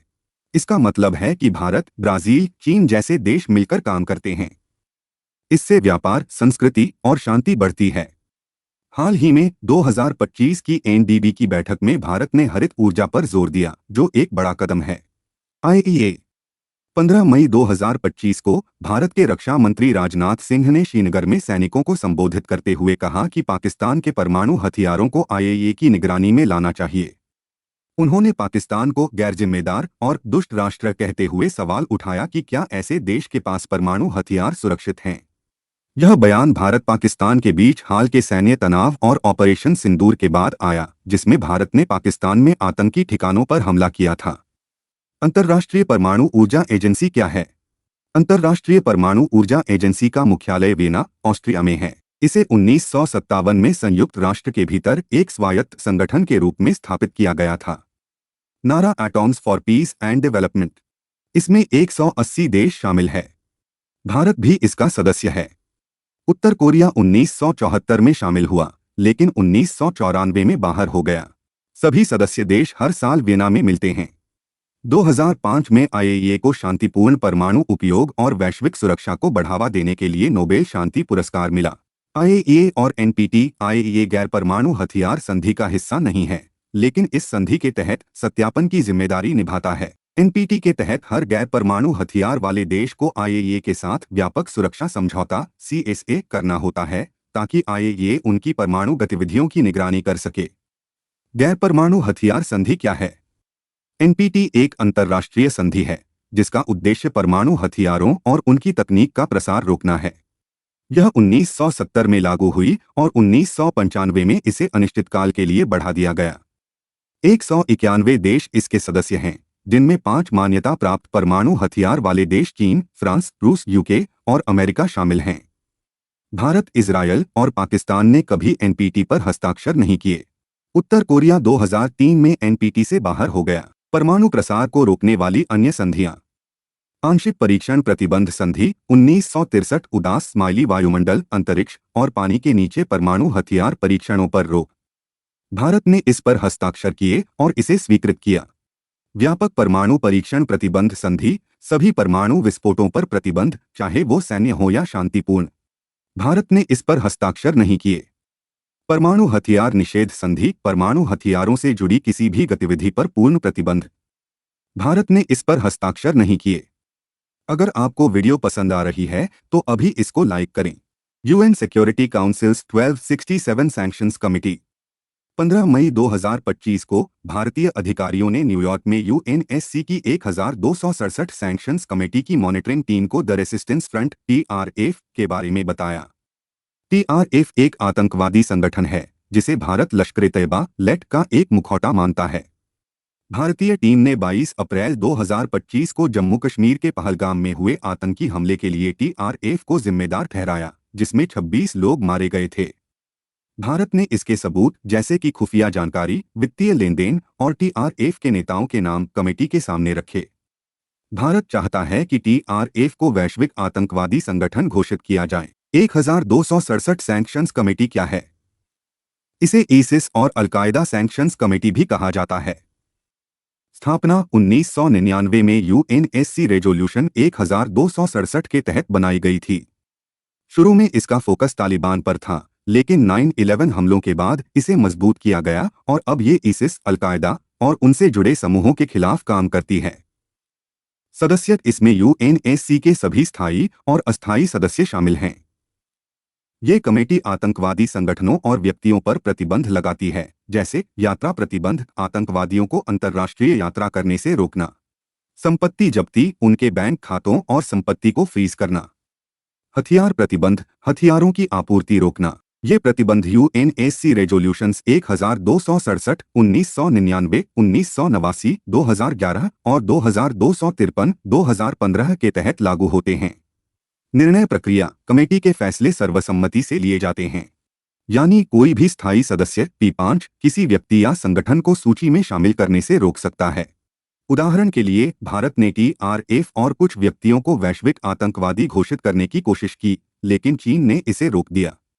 एशियन प्रोडक्टिविटी ऑर्गेनाइजेशन भारत ने टोक्यो में हुई APO की 66वीं गवर्निंग बॉडी मीटिंग में 2025 से 26 के लिए अध्यक्षता संभाली। भारत के लिए यह गर्व की बात है, क्योंकि यह संगठन एशिया प्रशांत क्षेत्र में उत्पादकता बढ़ाने के लिए काम करता है।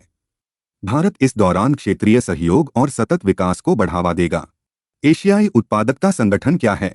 स्थापना 1961 में 8 संस्थापक सदस्यों ने मिलकर APO की शुरुआत की। भारत उनमें से एक संस्थापक सदस्य है। उद्देश्य एशिया प्रशांत क्षेत्र में उत्पादकता बढ़ाने के लिए आपसी सहयोग करना, यानी देशों को अधिक कुशलता से काम करने और संसाधनों का बेहतर उपयोग करने में मदद करना। सदस्य इसमें एशिया प्रशांत क्षेत्र की 21 अर्थव्यवस्थाएं शामिल हैं, जैसे भारत, जापान, दक्षिण कोरिया, सिंगापुर, थाईलैंड और वियतनाम। मुख्य भूमिकाएं सदस्य देशों की नई जरूरतों पर शोध करना और उनके लिए योजनाएं बनाना। सदस्यों के बीच द्विपक्षीय और बहुपक्षीय गठजोड़ को बढ़ावा देना। प्रत्येक सदस्य देश की आर्थिक और विकास नीतियों और प्रदर्शन का सर्वेक्षण करना। उत्पादकता बढ़ाने के लिए प्रशिक्षण, कार्यशालाएं और तकनीकी सहायता प्रदान करना। भारत की अध्यक्षता का महत्व भारत APO की अध्यक्षता के दौरान हरित उत्पादकता और डिजिटल परिवर्तन पर जोर देगा। इसका मतलब है कि पर्यावरण के अनुकूल तकनीकों और डिजिटल टूल्स का उपयोग करके उत्पादकता बढ़ाई जाएगी। इंडियाज़ न्यू सिक्योरिटी डॉक्ट्रिन हाल ही में हमारे प्रधानमंत्री ने ऑपरेशन सिंदूर की कामयाबी के बाद देश को संबोधित किया। इस ऑपरेशन ने भारत की आतंकवाद विरोधी नीति में बड़ा बदलाव लाया। अब हमारी सुरक्षा नीति 3 मुख्य सिद्धांतों पर टिकी है। आइए इन्हें एक एक कर समझते हैं। निर्णायक जवाबी कार्रवाई। अब अगर भारत पर कोई आतंकी हमला होता है तो हम उसका जवाब बहुत मजबूती से देंगे। हम आतंकवाद को जड़ से खत्म करने के लिए उनके ठिकानों को निशाना बनाएंगे। उदाहरण ऑपरेशन सिंदूर में भारत ने पाकिस्तान और पाक अधिकृत जम्मू कश्मीर में 9 बड़े आतंकी ठिकानों पर हमला किया। इसमें लश्कर-ए-तैयबा और जैश-ए-मोहम्मद जैसे संगठनों के मुख्यालय भी शामिल थे। इससे आतंकियों को डर लगेगा और भविष्य में बड़े हमले करने से पहले वे सोचेंगे। साथ ही आतंकवाद को समर्थन देने की सैन्य और आर्थिक कीमत भी बढ़ गई है। परमाणु धमकियों को नजरअंदाज करना। भारत अब परमाणु हथियारों की धमकियों से डरेगा नहीं। अगर कोई देश आतंकियों को पनाह देता है और परमाणु धमकी देता है तो भी भारत सटीक और मजबूत हमले करेगा। उदाहरण, ऑपरेशन सिंदूर के दौरान पाकिस्तान के राजदूत ने रूस में कहा कि अगर भारत हमला करेगा या पानी की सप्लाई रोकेगा तो वे परमाणु हथियारों का इस्तेमाल कर सकते हैं। लेकिन भारत ने हिम्मत दिखाई और अपनी आत्मरक्षा का रास्ता चुना। क्या बदला?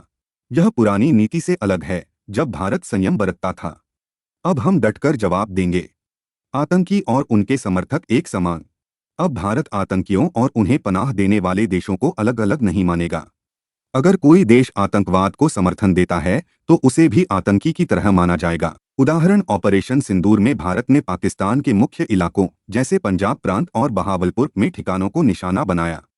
यह पुराने नियमों से अलग था क्योंकि भारत ने आतंकियों और उनके सरकारी समर्थकों को एक ही माना। क्या संदेश गया? अगर कोई देश आतंकवाद को बढ़ावा देता है तो भारत इसे युद्ध की तरह लेगा।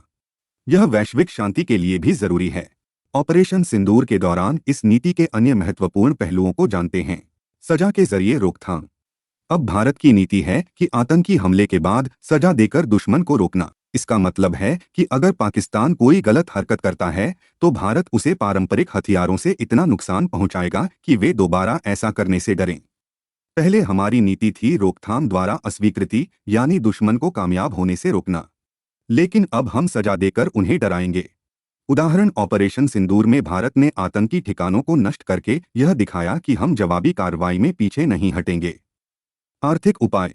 भारत अब सुरक्षा के लिए आर्थिक उपायों का भी इस्तेमाल करेगा। ये उपाय बिना युद्ध बढ़ाए हमें ताकत देते हैं।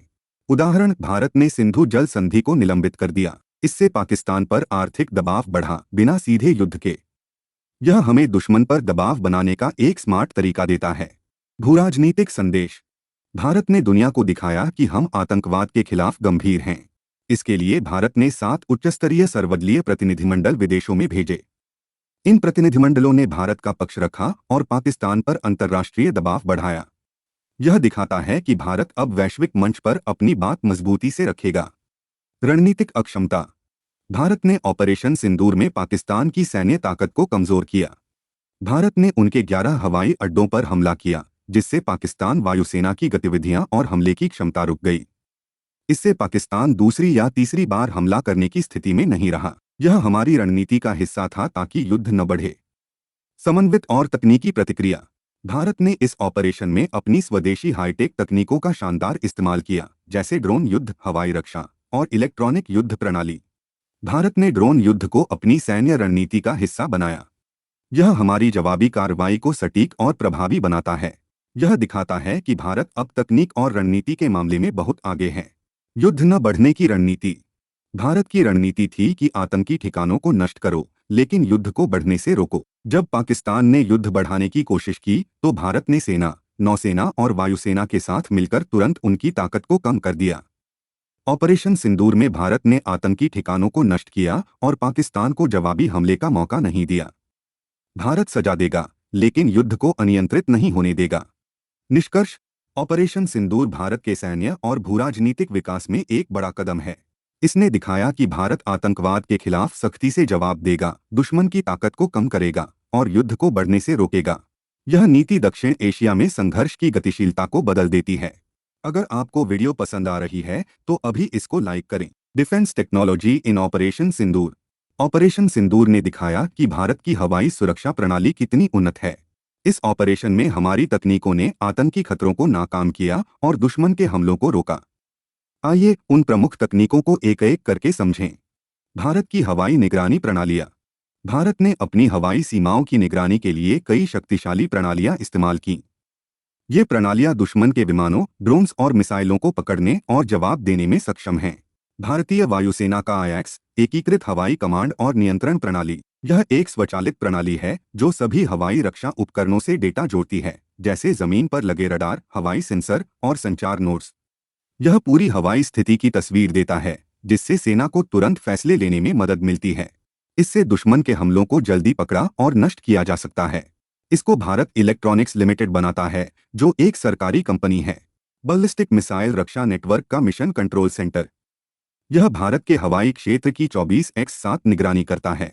इसमें लॉन्ग रेंज ट्रैकिंग रडार जैसे स्वॉर्डफिश रडार शामिल हैं, जो 500 किलोमीटर से ज्यादा की दूरी तक नजर रख सकते हैं। इजराइल से लिया गया एल्म 2090 टेरा सिस्टम, जो बहुत लंबी दूरी तक खोज और ट्रैकिंग करता है। डीआरडीओ द्वारा विकसित नेत्र AEWC, जिसमें 240 डिग्री रडार कवरेज और 200 किलोमीटर की रेंज है। इजराइल से फाल्कन अवैक्स IL-76 विमान पर आधारित, जो 360 डिग्री कवरेज और 400 किलोमीटर से ज्यादा रेंज देता है। भारतीय सेना का आकाश तीर, यह प्रणाली दुश्मन के विमानों, ड्रोन्स और मिसाइलों को पकड़ने और जवाब देने के लिए बनाई गई है। यह रडार, सेंसर और संचार तकनीकों को एकजुट करता है ताकि युद्ध क्षेत्र में निचले स्तर के हवाई खतरों की निगरानी हो सके। यह जमीन पर मौजूद हवाई रक्षा हथियारों को नियंत्रित करता है। उदाहरण ऑपरेशन सिंदूर में इसने पाकिस्तानी ड्रोन्स और मिसाइलों को रोकने में बड़ी भूमिका निभाई। इसको बेल बनाता है। भारतीय नौसेना का त्रिगुण, यह नौसेना की समुद्री निगरानी प्रणाली है। यह समुद्र आधारित रडार, सोनार और संचार नोड्स को जोड़ता है, जिससे तटीय और गहरे समुद्र में खतरों का पता लगाया जा सकता है। इससे नौसेना को वास्तविक समय में खतरों की जानकारी मिलती है। नवाईसी नेविगेशन विद इंडियन कॉन्स्टेलेशन, यह भारतीय अंतरिक्ष अनुसंधान संगठन द्वारा विकसित सैटेलाइट निगरानी प्रणाली है। यह भारत और इसके 1500 किलोमीटर आसपास के क्षेत्र में सटीक स्थान, गति और समय की जानकारी देता है। इसमें 7 सैटेलाइट्स हैं, 3 जियोस्टेशनरी और 4 जियोसिंक्रोनस ऑर्बिट में। यह L5 और बैंड सिग्नल्स का इस्तेमाल करता है, जिसमें L5 सिग्नल सैन्य उपयोग के लिए एन्क्रिप्टेड है। इससे ऑपरेशन सिंदूर में सटीक निगरानी और लक्ष्य निर्धारण में मदद मिली। मल्टीलेयर्ड एयर डिफेंस सिस्टम के बारे में समझेंगे। भारत का एयर डिफेंस सिस्टम 4 परतों में काम करता है। पहली परत छोटी दूरी के खतरों, जैसे ड्रोन या कम ऊंचाई पर उड़ने वाले हथियारों को रोकती है। ड्रोन डिटेक्ट, डिटर और destroy D4 anti drone system. ये सिस्टम ड्रोन को ढूंढने, रोकने और नष्ट करने के लिए बनाया गया है। इसे DRDO ने विकसित किया और बेल ने बनाया। इसमें 2 तरह के हथियार हैं, hard kill, laser directed energy weapon system, जो ड्रोन को लेजर से नष्ट करता है। सॉफ्ट किल, ड्रोन के कम्युनिकेशन चैनल को जाम करने वाला रेडियो फ्रिक्वेंसी डिटेक्शन और जैमिंग सिस्टम, साथ ही GPS जैमिंग और स्पूफिंग। अन्य फीचर्स, रडार सिस्टम ड्रोन को ढूंढता और ट्रैक करता है। चार्ज कपल्ड डिवाइस और इंफ्रारेड कैमरा ड्रोन को ट्रैक करने में मदद करते हैं। Command and control centre C3 पूरे सिस्टम को कंट्रोल करता है। हाल ही में 2024 में इस सिस्टम का सफल परीक्षण किया गया, जिसने ड्रोन हमलों को रोकने में अपनी ताकत दिखाई। Man portable air defence system, ये ऐसी सतहसेहवा मिसाइलें हैं जिन्हें एक सैनिक अकेले या छोटी टीम मिलकर चला सकती है। भारत ने रूस से इग्ला और इसके उन्नत वर्जन इग्ला खरीदे हैं। ये मिसाइलें कम ऊंचाई पर उड़ने वाले हेलीकॉप्टर या विमानों को निशाना बनाती हैं। ये सिस्टम हल्का और तेज है, इसलिए इसे युद्ध क्षेत्र में आसानी से ले जाया जा सकता है। शिल्का सिस्टम ZSU-23-4, ये रूस निर्मित स्वचालित radar guided anti aircraft system है, जो ट्रैक वाले चेसिस पर लगा है। इसका काम जमीन पर मौजूद सैनिकों और वाहनों को हवाई हमलों से बचाना है। इसमें तीसरी पीढ़ी का electro optical system, phased array 3D tracking radar और सटीक नेविगेशन सिस्टम है। ये दिन रात 360 डिग्री सुरक्षा देता है। भारत ने इसे अपग्रेड किया है ताकि ये और प्रभावी हो। जो 23 mm सिस्टम, ये सोवियत डिजाइन की twin barrel anti aircraft gun है, जिसमें 2 23 mm ऑटो कैनन हैं। हवा में 2.5 किलोमीटर और जमीन पर 2 किलोमीटर तक प्रभावी है। इसका इस्तेमाल कम ऊंचाई पर उड़ने वाले खतरों, जैसे ड्रोन या हेलीकॉप्टर, को रोकने के लिए होता है। ये तेजी से बहुत सारी गोलियां दाग सकता है, जिससे स्थिर ठिकानों की सुरक्षा बढ़ती है। L-70 एंटी एयरक्राफ्ट गन, ये 40 mm की गन है, जिसे स्वीडन की कंपनी बोफोर्स ने बनाया और भारत में निर्मित किया गया। इसमें रडार, इलेक्ट्रो ऑप्टिकल सेंसर और ऑटो ट्रैकिंग सिस्टम है। ये प्रति मिनट 240 से 330 राउंड फायर कर सकती है और 4 किलोमीटर तक प्रभावी है। इसका अपग्रेडेड वर्जन बहुत सटीक और शक्तिशाली है। दूसरी परत, short range air defence system, ये सिस्टम 30 से 70 किमी की दूरी और 18 से 20 किमी की ऊंचाई तक के हवाई खतरों को रोकते हैं। चलिए इनके बारे में विस्तार से जानते हैं। आकाश, ये short range surface to air missile system है, जो महत्वपूर्ण क्षेत्रों और ठिकानों को हवाई हमलों से बचाता है। विकसित DRDO ने। उपयोग भारतीय वायुसेना और भारतीय सेना में सक्रिय। मुख्य विशेषताएं, इंटरसेप्ट रेंज 30 से 35 किमी, ऊंचाई 18 किलोमीटर तक के लक्ष्य को नष्ट कर सकता है। मल्टी टारगेट ग्रुप मोड या ऑटोनॉमस मोड में एक साथ कई लक्ष्यों को निशाना बना सकता है। ECCM इलेक्ट्रॉनिक काउंटर मेजर्स की सुविधा, जो दुश्मन के जैमिंग को रोकता है। आकाश नेक्स्ट जनरेशन 2016 में सरकार ने आकाश एनजी को मंजूरी दी, जिसकी रेंज 70 किलोमीटर तक है। 2024 में इसका सफल परीक्षण हुआ, जिसमें इसने अपनी उन्नत तकनीक दिखाई। स्पाइडर ये low level quick reaction surface to air missile system है, जो विमान, हेलीकॉप्टर, ड्रोन और प्रेसिजन गाइडेड हथियारों को रोकता है। विकसित इजराइल ने मिसाइलें, दो प्रकार की मिसाइलें, पायथन 5 और डर्बी। भारत का उपयोग, भारत ने 18 SPYDER मिस्टर सिस्टम खरीदे, जिनकी रेंज 35 किलोमीटर और ऊंचाई 16 से 20 किमी है। ये सिस्टम तेजी से रिएक्ट करता है और कम ऊंचाई के खतरों को प्रभावी ढंग से रोकता है। लिगेसी सोवियत सिस्टम भारत अभी भी कुछ पुराने सोवियत सिस्टम का उपयोग करता है, जो शॉर्ट रेंज डिफेंस में मदद करते हैं। ये हैं S-125 पेचोरा मिसाइल सिस्टम, जो कम दूरी के हवाई लक्ष्यों को नष्ट करता है। 9K-33 ओसा मोबाइल मिसाइल सिस्टम, जो हेलीकॉप्टर और विमानों को रोकता है। 2K-12 कुब को मल्टी टारगेट ट्रैकिंग और मिसाइल सिस्टम। ये सिस्टम पुराने हैं, लेकिन अभी भी कुछ परिस्थितियों में उपयोगी हैं। भारत अब इन्हें धीरे धीरे नए सिस्टम से बदल रहा है। तीसरी परत, medium range air defence system, Barak 8 missile defence system. ये सिस्टम मध्यम दूरी के हवाई खतरों को रोकने के लिए बनाया गया है। विकसित DRDO और इजराइल एरोस्पेस इंडस्ट्रीज ने भारत इजराइल समझौते के तहत मिलकर बनाया।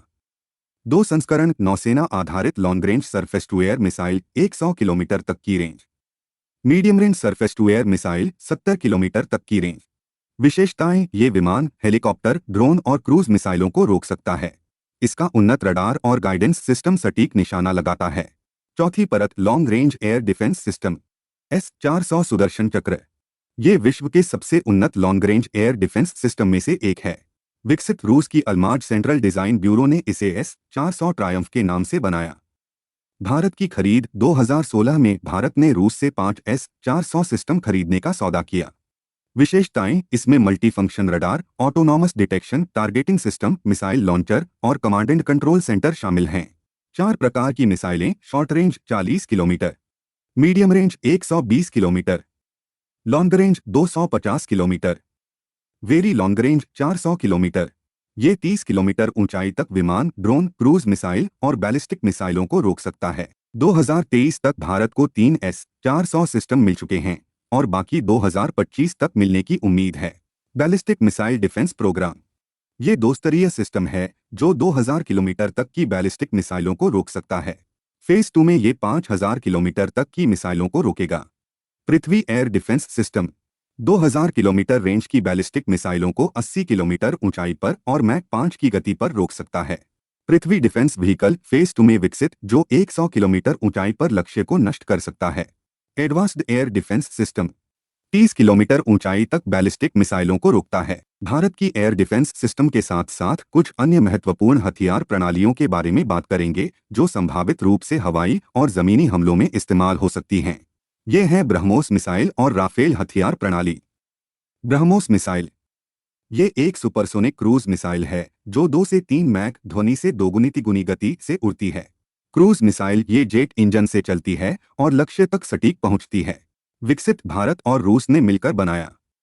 मुख्य विशेषताएं, फायर एंड फॉरगेट, एक बार लॉन्च करने के बाद ये अपने आप लक्ष्य को नष्ट करती है। रेंज 290 किलोमीटर तक और अलग अलग उड़ान पथ चुन सकती है। लो रडार सिग्नेचर, रडार से पकड़ में आना मुश्किल। सटीकता, पिन पॉइंट अटैक यानी बिल्कुल सटीक निशाना। ताकत, प्रभाव पर भारी काइनेटिक एनर्जी के कारण बहुत विनाशकारी। हालिया अपडेट, 2024 में ब्रह्मोस की नई वर्जन का सफल परीक्षण किया गया, जिसकी रेंज 450 किलोमीटर तक बताई जा रही है। राफेल हथियार प्रणाली, राफेल फाइटर जेट, जो फ्रांस की कंपनी दसॉल्ट एविएशन ने बनाया, अत्याधुनिक हथियारों से लैस है। ये सटीक हमलों के लिए इस्तेमाल होता है। मुख्य हथियार, स्कैल्प, स्टॉर्म शैडो, ये एक स्टील्थ क्रूज मिसाइल है, जिसे MBDA ने बनाया। रेंज 450 किलोमीटर तक गहरे हमले के लिए। ये रडार से बचकर दुश्मन के ठिकानों को नष्ट कर सकती है। AAS M hammer, highly agile and manoeuvrable munition extended range, ये स्मार्ट बम हैं, जिनकी रेंज 70 किलोमीटर है। सटीकता, पिन पॉइंट निशाना और कम ऊंचाई से भी लॉन्च हो सकते हैं। मेटियोर, ये एक beyond visual range air to air missile है। घने इलेक्ट्रॉनिक युद्ध वातावरण में भी काम करती है। हवा में दुश्मन के विमानों को दूर से ही नष्ट कर सकती है। इसके अलावा हम यह सभी ड्रोन्स भी यूज करते हैं। निष्कर्ष, ऑपरेशन सिंदूर के दौरान भारत की स्वदेशी एयर डिफेंस तकनीक ने अपनी दक्षता और विश्वसनीयता को साबित किया। यह उपलब्धि सार्वजनिक निजी साझेदारी, नवाचार को प्रोत्साहन, मजबूत सार्वजनिक क्षेत्र के निष्पादन और दीर्घकालिक रक्षा दृष्टिकोण के संयोजन का परिणाम है। भारत के ये सिस्टम D4 एंटी ड्रोन, आकाश, बाराक 8S-400 BMD प्रोग्राम और ब्रह्मोस व राफेल हथियार प्रणालियां देश को हवाई और बैलिस्टिक खतरों से सुरक्षित रखते हैं। ये तकनीकें न केवल हमारी रक्षा को मजबूत करती हैं, बल्कि भारत के स्वदेशी नवाचार और वैश्विक साझेदारी की ताकत को भी दिखाती हैं। अगर आपको वीडियो पसंद आ रही है तो आप इस वीडियो को अपने IAS की तैयारी कर रहे दोस्तों के साथ शेयर कर सकते हैं। Social media influencers and national security. Haryana के एक यूट्यूब व्लॉगर और सोशल मीडिया इन्फ्लुएंसर को जासूसी के आरोप में गिरफ्तार किया गया है। इस इन्फ्लुएंसर पर ऑफिशियल सीक्रेट्स एक्ट 1923 की धारा 3 और 5 के तहत केस दर्ज किया गया है। साथ ही भारतीय न्याय संहिता की धारा 152 भी लगाई गई है। ये धारा उन कार्यों से जुड़ी है जो भारत की संप्रभुता, एकता और अखंडता को खतरे में डालते हैं, यानी देश की सुरक्षा के खिलाफ कोई भी काम। अब बात करते हैं ऑफिशियल सीक्रेट्स एक्ट 1923 की। इसे समझना बहुत जरूरी है। इस कानून का उद्देश्य है सरकार की गोपनीय जानकारी को सुरक्षित रखना, खासकर जो राष्ट्रीय सुरक्षा से जुड़ी हो। ये कानून कहाँ लागू होता है? ये पूरे भारत में लागू है। ये सरकारी विभागों, कर्मचारियों, ठेकेदारों और यहाँ तक कि विदेश में रहने वाले भारतीय नागरिकों पर भी लागू होता है। ऑफिशियल सीक्रेट्स एक्ट की खास बातें क्या हैं? ये कानून जासूसी, देशद्रोह या देश की अखंडता के लिए खतरा पैदा करने वाली गतिविधियों से निपटता है। राइट टू इंफॉर्मेशन एक्ट 2005 की धारा 22 कहती है कि RTI का अधिकार इस कानून से ऊपर है।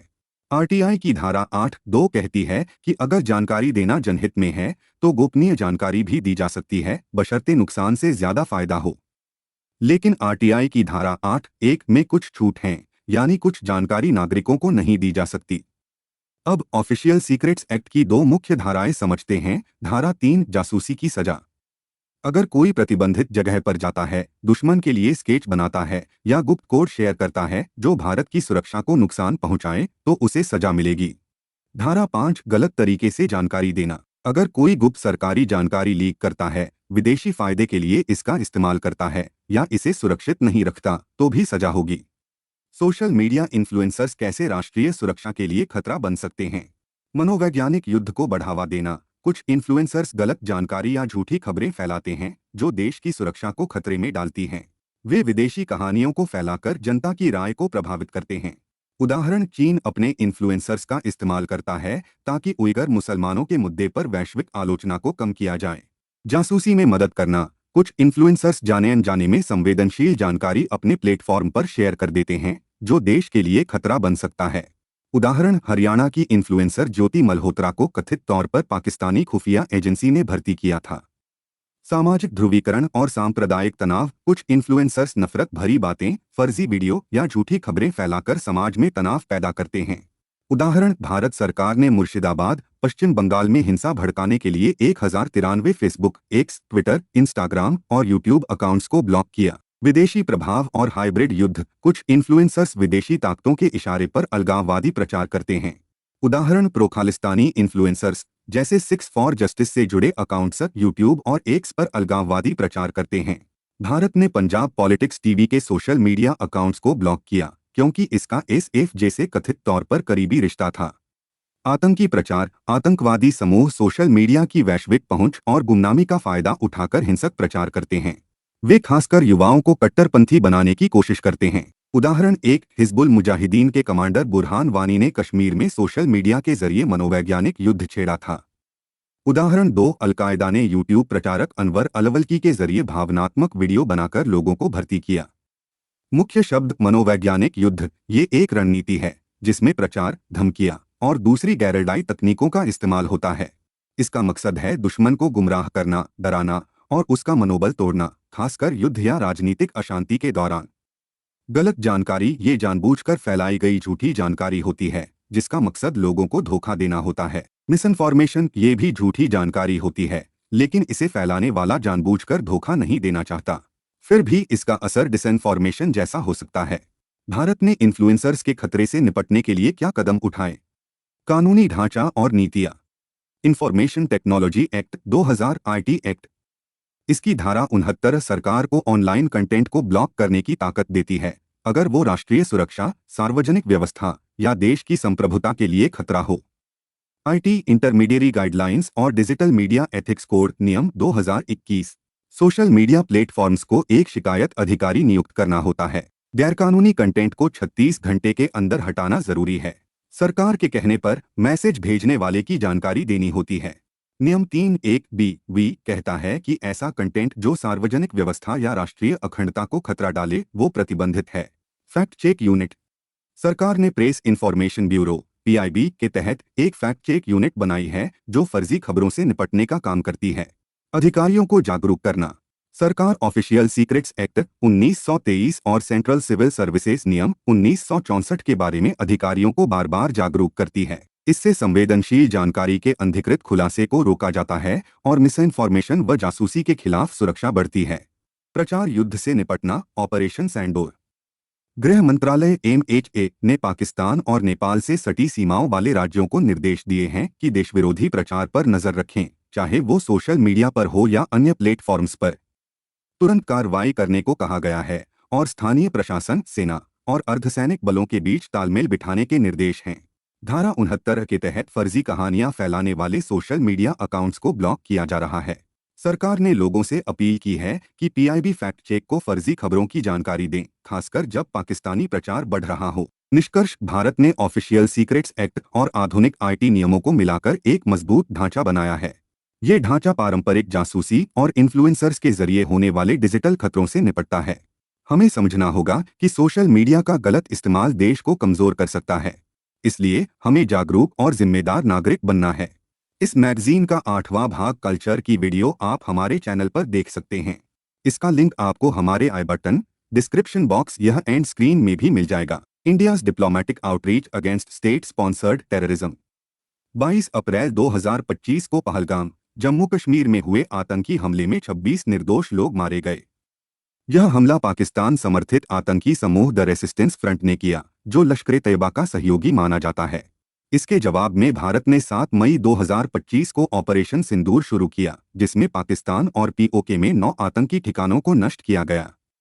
इस हमले के बाद भारत ने वैश्विक मंच पर पाकिस्तान के आतंकवाद समर्थन को उजागर करने के लिए कूटनीतिक अभियान चलाया। भारत ने 30 से अधिक देशों में उच्चस्तरीय सर्वदलीय प्रतिनिधिमंडल भेजे। इनमें संसद सदस्य, वरिष्ठ राजनीतिक नेता और अनुभवी राजनयिक शामिल थे।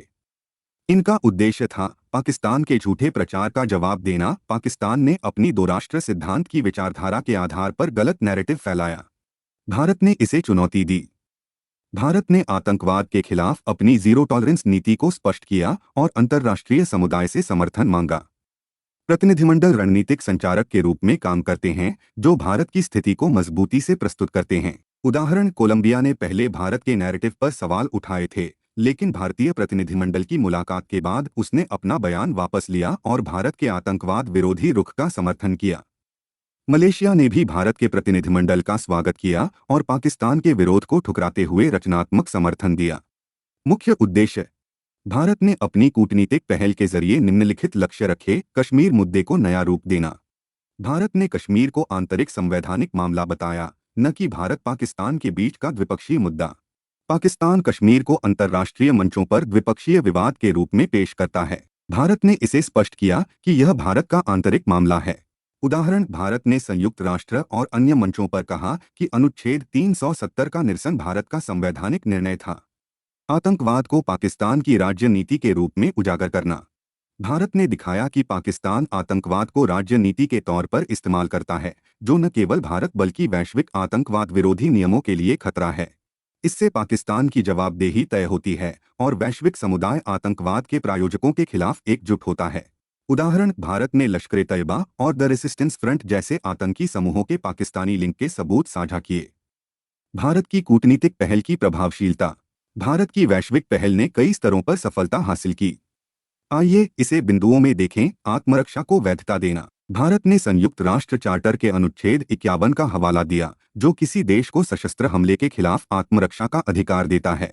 पहलगाम हमले को सशस्त्र आक्रामकता माना गया, जिसके जवाब में ऑपरेशन सिंदूर को कानूनी रूप से उचित ठहराया गया। परिणाम, वैश्विक समुदाय ने भारत के आत्मरक्षा के अधिकार को स्वीकार किया। आतंकवाद पर जीरो टॉलरेंस नीति को समर्थन। भारत ने आतंकवाद के सभी रूपों और स्रोतों के खिलाफ कठोर और कानूनी दृष्टिकोण पर जोर दिया।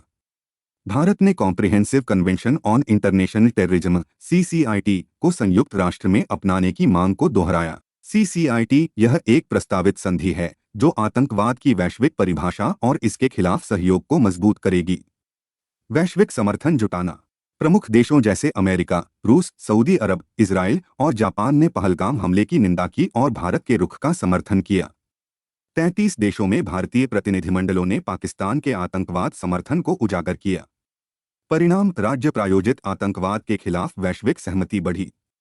मुस्लिम बहुल देशों का समर्थन हासिल करना। भारत ने आतंकवाद को धर्म आधारित या द्विपक्षीय मुद्दे के बजाय आतंकवाद के खिलाफ लड़ाई के रूप में पेश किया। इंडोनेशिया, मिस्र और बहरीन ने organisation of Islamic cooperation (OIC) में पाकिस्तान के भारत विरोधी प्रस्ताव को खारिज किया। OIC 57 मुस्लिम देशों का संगठन, जो संयुक्त राष्ट्र के बाद दूसरा सबसे बड़ा अंतर्राष्ट्रीय संगठन है। यह मुस्लिम दुनिया के हितों की रक्षा करता है। परिणाम, भारत ने OIC में पाकिस्तान के प्रभाव को कम किया और आतंकवाद के खिलाफ व्यापक समर्थन जुटाया। प्रमुख चुनौतियां।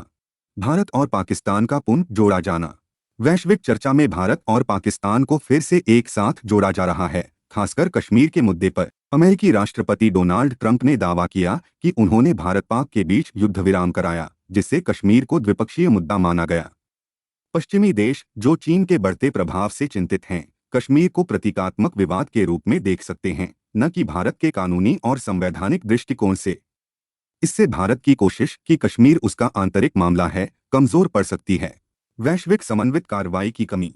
पाकिस्तान के खिलाफ कोई संयुक्त अंतर्राष्ट्रीय कार्रवाई जैसे प्रतिबंध या प्रस्ताव नहीं हुई। भारत के कूटनीतिक प्रयासों का प्रभाव सीमित हो रहा है, क्योंकि वैश्विक समुदाय ठोस कदम नहीं उठा रहा। उदाहरण, संयुक्त राष्ट्र ने पहलगाम हमले की निंदा की, लेकिन पाकिस्तान के खिलाफ कोई सख्त कार्रवाई नहीं हुई। पाकिस्तान की वैश्विक मंचों पर बढ़त। पाकिस्तान ने चीन के समर्थन से संयुक्त राष्ट्र में प्रभावशाली भूमिकाएं हासिल की। उदाहरण, पाकिस्तान को UNSC तालिबान प्रतिबंध समिति का अध्यक्ष और काउंटर टेररिज्म समिति का उपाध्यक्ष बनाया गया। इससे भारत की कोशिश कि पाकिस्तान को आतंकवाद प्रायोजक के रूप में चिह्नित किया जाए, कमजोर पड़ रही है। वैश्विक वित्तीय संस्थानों में भारत का सीमित प्रभाव। भारत के विरोध के बावजूद पाकिस्तान को प्रमुख वित्तीय संस्थानों से बड़े ऋण मिले। उदाहरण, IMF से $1 बिलियन का ऋण, विश्व बैंक से $40 बिलियन की साझेदारी, एशियाई विकास बैंक से $800 मिलियन। इन फंड्स का दुरुपयोग सैन्य और आतंकवादी गतिविधियों के लिए हो सकता है और भारत इसे आर्थिक रूप से अलग-थलग करने में असफल रहा। पाकिस्तान को कुछ देशों का निरंतर समर्थन। चीन और तुर्की जैसे देश पाकिस्तान की आतंकवाद में भूमिका को कमतर आंकते हैं या उसका समर्थन करते हैं। उदाहरण, पाकिस्तान ने भारत के नैरेटिव का जवाब देने के लिए अपने कूटनीतिक दल भेजे, जिससे भारत का कूटनीतिक लाभ कम हुआ। चीन ने OIC और अन्य मंचों पर पाकिस्तान का समर्थन किया। वैश्विक मीडिया का कम ध्यान। वैश्विक संकट जैसे रूस-यूक्रेन युद्ध, इजराइल-हमास संघर्ष और ईरान के परमाणु तनाव ने अंतर्राष्ट्रीय ध्यान को बांट दिया। इससे पाकिस्तान जैसे देश कम ध्यान के दौरान अपने प्रचार को फिर से मजबूत करते हैं। उदाहरण, ऑपरेशन सिंदूर के बाद वैश्विक मीडिया ने भारत की कार्रवाई पर कम ध्यान दिया और पाकिस्तान ने इसका फायदा उठाया।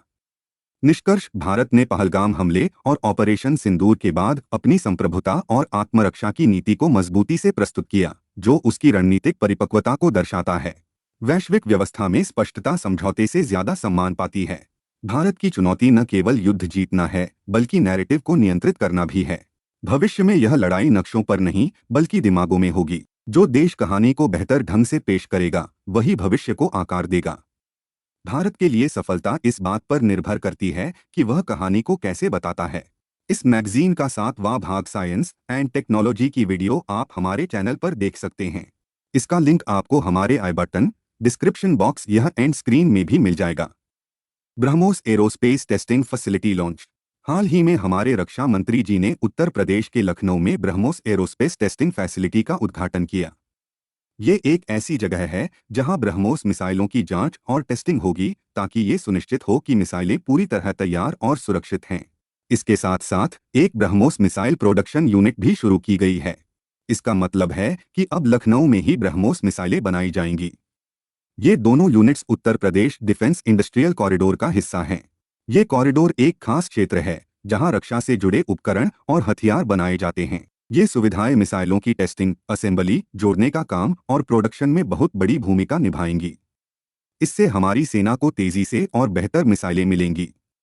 ये कदम हमारे देश को आत्मनिर्भर बनाने की दिशा में बहुत महत्वपूर्ण है। अब हम अपनी मिसाइलें खुद और तेजी से बना सकेंगे, जिससे हमारी रक्षा शक्ति और मजबूत होगी। डिफेंस इंडस्ट्रियल कॉरिडोर क्या है? ये खास क्षेत्र हैं जहां रक्षा से जुड़े उपकरण और हथियार बनाए जाते हैं। इससे हमारी सेना को बेहतर और तेजी से सामान मिलता है। हमारे देश में दो डिफेंस कॉरिडोर बनाए जा रहे हैं, एक उत्तर प्रदेश में और दूसरा तमिलनाडु में। इनकी घोषणा 2018 से 19 के केंद्रीय बजट में की गई थी। Uttar Pradesh defence industrial corridor के बारे में जानते हैं। इसे Uttar Pradesh expressways industrial development authority लागू कर रही है। इसमें 6 मुख्य केंद्र हैं: आगरा, अलीगढ़, चित्रकूट, झांसी, कानपुर और लखनऊ। यहाँ रक्षा उपकरणों का निर्माण और टेस्टिंग होगी, जैसे कि लखनऊ में हाल ही में शुरू हुई ब्रह्मोस टेस्टिंग फैसिलिटी। अब बात करते हैं तमिलनाडु डिफेंस कॉरिडोर की। इसे तमिलनाडु सरकार संचालित कर रही है। इसमें 5 मुख्य केंद्र हैं: चेन्नई, कोयम्बटूर, होसुर, सलेम और तिरुचिरापल्ली। यहाँ भी रक्षा से जुड़े उपकरण और हथियार बनाए जाएंगे। ब्रह्मोस मिसाइल क्या है? ये एक लंबी दूरी की सुपरसोनिक क्रूज मिसाइल है, जिसे जमीन, समुद्र और हवा से लॉन्च किया जा सकता है। सुपरसोनिक का मतलब है कि ये मिसाइल ध्वनि की गति से भी तेज उड़ती है। ध्वनि की गति को मैक नंबर से मापा जाता है। सुपरसोनिक मिसाइलें 1 से 5 मैक की रफ्तार से उड़ती हैं और ब्रह्मोस की स्पीडी आमतौर पर 2 से 3 मैक होती है। ब्रह्मोस का नाम भारत की ब्रह्मपुत्र नदी और रूस की मॉस्कवा नदी के नाम पर रखा गया है। इसे ब्रह्मोस एरोस्पेस ने बनाया है, जो भारत के डीआरडीओ और रूस के एनपीओएम का संयुक्त उपक्रम है। ब्रह्मोस की खास बातें: ये एक 2 चरणों वाली मिसाइल है। पहला चरण सॉलिड प्रोपेलेंट बूस्टर इंजन होता है, जो मिसाइल को सुपरसोनिक गति देता है और फिर अलग हो जाता है। दूसरा चरण लिक्विड रैमजेट इंजन है, जो मिसाइल को क्रूज मोड में 3 मैक की रफ्तार तक ले जाता है। रैमजेट एक खास इंजन है जो मिसाइल की गति से हवा को संपीड़ित करके ईंधन जलाता है। इसकी उड़ान रेंज 290 किलोमीटर तक है। ये फायर एंड फॉरगेट सिद्धांत पर काम करती है, यानी इसे छोड़ने के बाद ये खुद अपने टारगेट तक पहुंचती है और रास्ते में अलग अलग रास्तों का इस्तेमाल कर सकती है। ब्रह्मोस के नए version BrahMos NG next generation ये हल्का, छोटा और ज्यादा स्मार्ट वर्जन होगा। ब्रह्मोस 2 ये एक हाइपरसोनिक क्रूज मिसाइल होगी जो 5 मैक से ज्यादा की रफ्तार से उड़ेगी। ब्रह्मोस मिसाइल की खासियत: हाई स्पीड और सटीकता। ब्रह्मोस मिसाइल अपनी पूरी उड़ान में सुपरसोनिक स्पीड रखती है। ये पिनपॉइंट सटीकता के साथ टारगेट को हिट करती है, यानी बिल्कुल निशाने पर। टक्कर के समय इसकी तेज गति और भारी वजन से बहुत ज्यादा नुकसान होता है, जिससे ये बहुत घातक है। स्टेल्थ फीचर: ब्रह्मोस में स्टेल्थ टेक्नोलॉजी है, जिससे ये रडार में आसानी से पकड़ी नहीं जाती।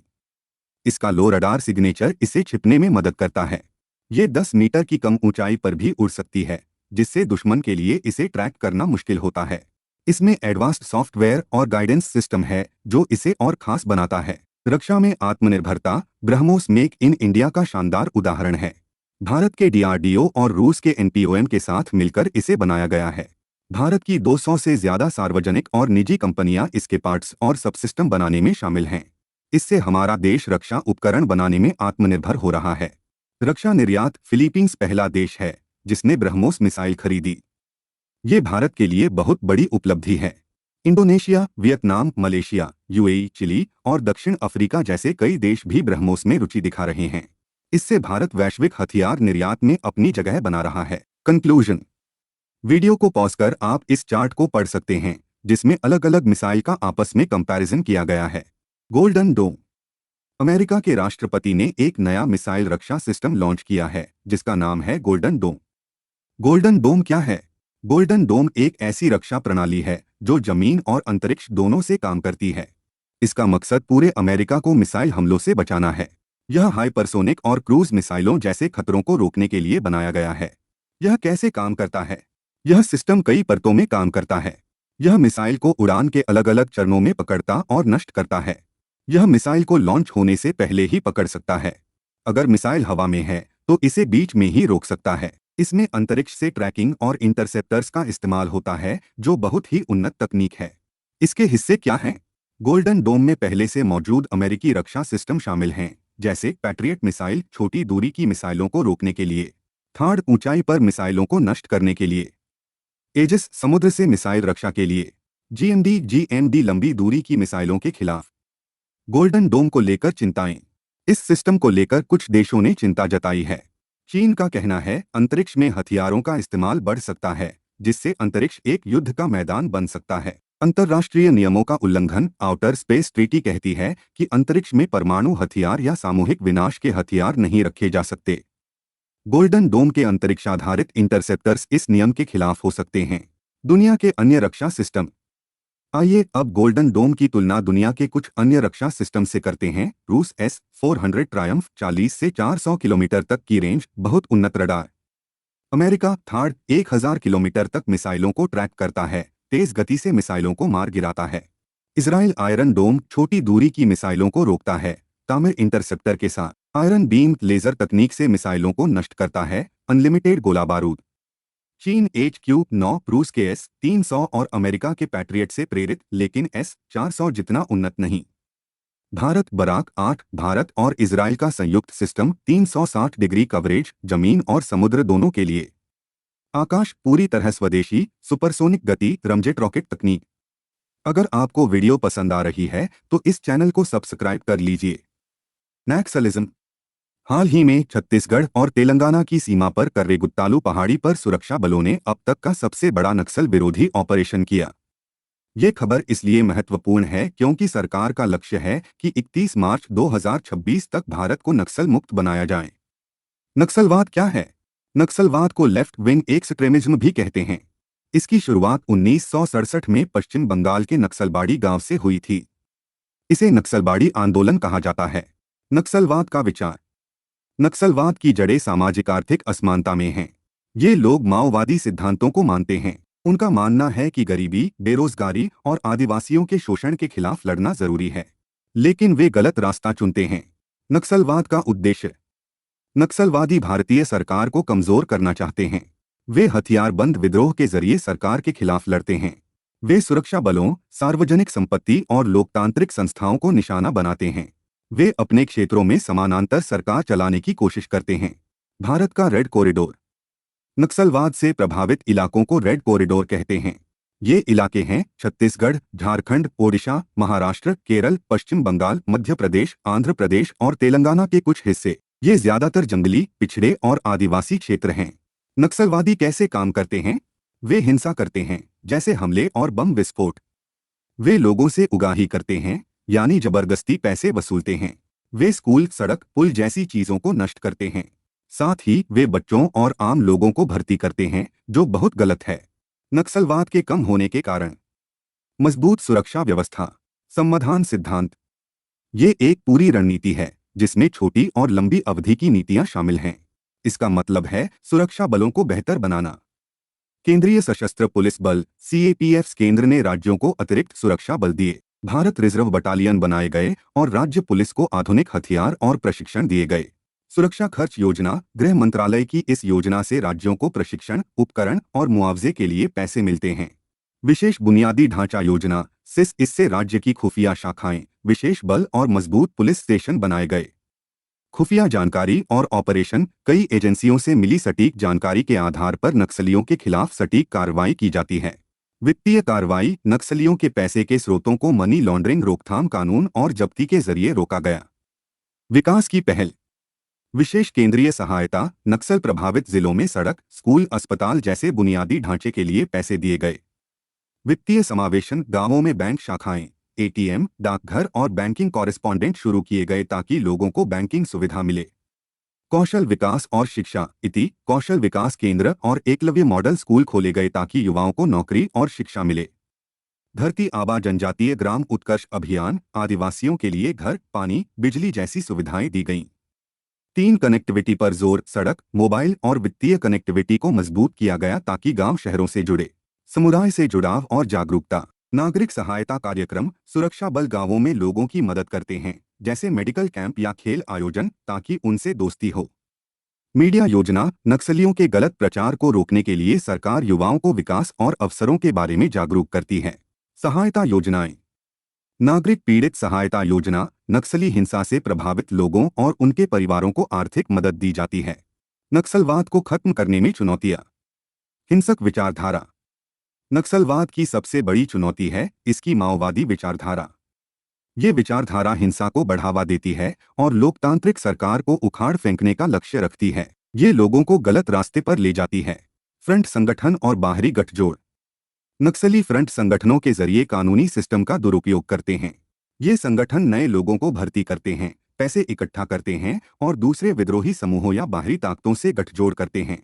इससे नक्सलवाद को बढ़ावा मिलता है। मुश्किल भूभाग। नक्सल प्रभावित इलाके जैसे कर्रेगुत्तालू पहाड़ी, दूरदराज के जंगली और आदिवासी क्षेत्र हैं। यहाँ का कठिन भूगोल और मौसम सुरक्षा बलों के ऑपरेशन को मुश्किल बनाता है। भरोसे की कमी। आदिवासियों और स्थानीय लोगों में सुरक्षा बलों और प्रशासन के प्रति भरोसे की कमी है। सांस्कृतिक अंतर और गलतफहमियों की वजह से सरकार की कल्याण योजनाएं कम असरदार हो जाती हैं। आगे की राह। भरोसे की कमी को दूर करना। स्थानीय भागीदारी। प्रशासन में स्थानीय लोगों को शामिल करें ताकि उनका भरोसा बढ़े। आदिवासी हितैषी नीतियां। बंदोपाध्याय समिति की सलाह के अनुसार जमीन अधिग्रहण और पुनर्वास नीतियां आदिवासियों के हित में हों। वन अधिकार अधिनियम 2006। इसे सावधानी से लागू करें ताकि स्थानीय लोग वन उत्पादों पर अधिकार पाएं और सशक्त हों। हिंसक विचारधारा का मुकाबला। नक्सलियों की हिंसक विचारधारा के खिलाफ लोकतांत्रिक सिद्धांतों को बढ़ावा देना होगा जो हमारे संविधान में हैं। लोगों को जागरूक करें कि लोकतंत्र ही सही रास्ता है। सुरक्षा और क्षमता निर्माण। स्थानीय पुलिस को मजबूत करें। पुलिस को आधुनिक हथियार और प्रशिक्षण दें। छोटी इकाइयां ग्रेहाउंड्स जैसे छोटे खुफिया आधारित दस्तों का इस्तेमाल करें जो सटीक और प्रभावी ऑपरेशन कर सकें। केंद्र राज्य समन्वय। केंद्र और राज्य सरकारों को मिलकर काम करना होगा। कट्टरपंथ को रोकने और प्रभावित इलाकों में विकास के लिए स्पष्ट भूमिकाएं तय करनी होंगी। अगर आपको वीडियो पसंद आ रही है तो आप इस वीडियो को अपने आईएएस की तैयारी कर रहे दोस्तों के साथ शेयर कर सकते हैं।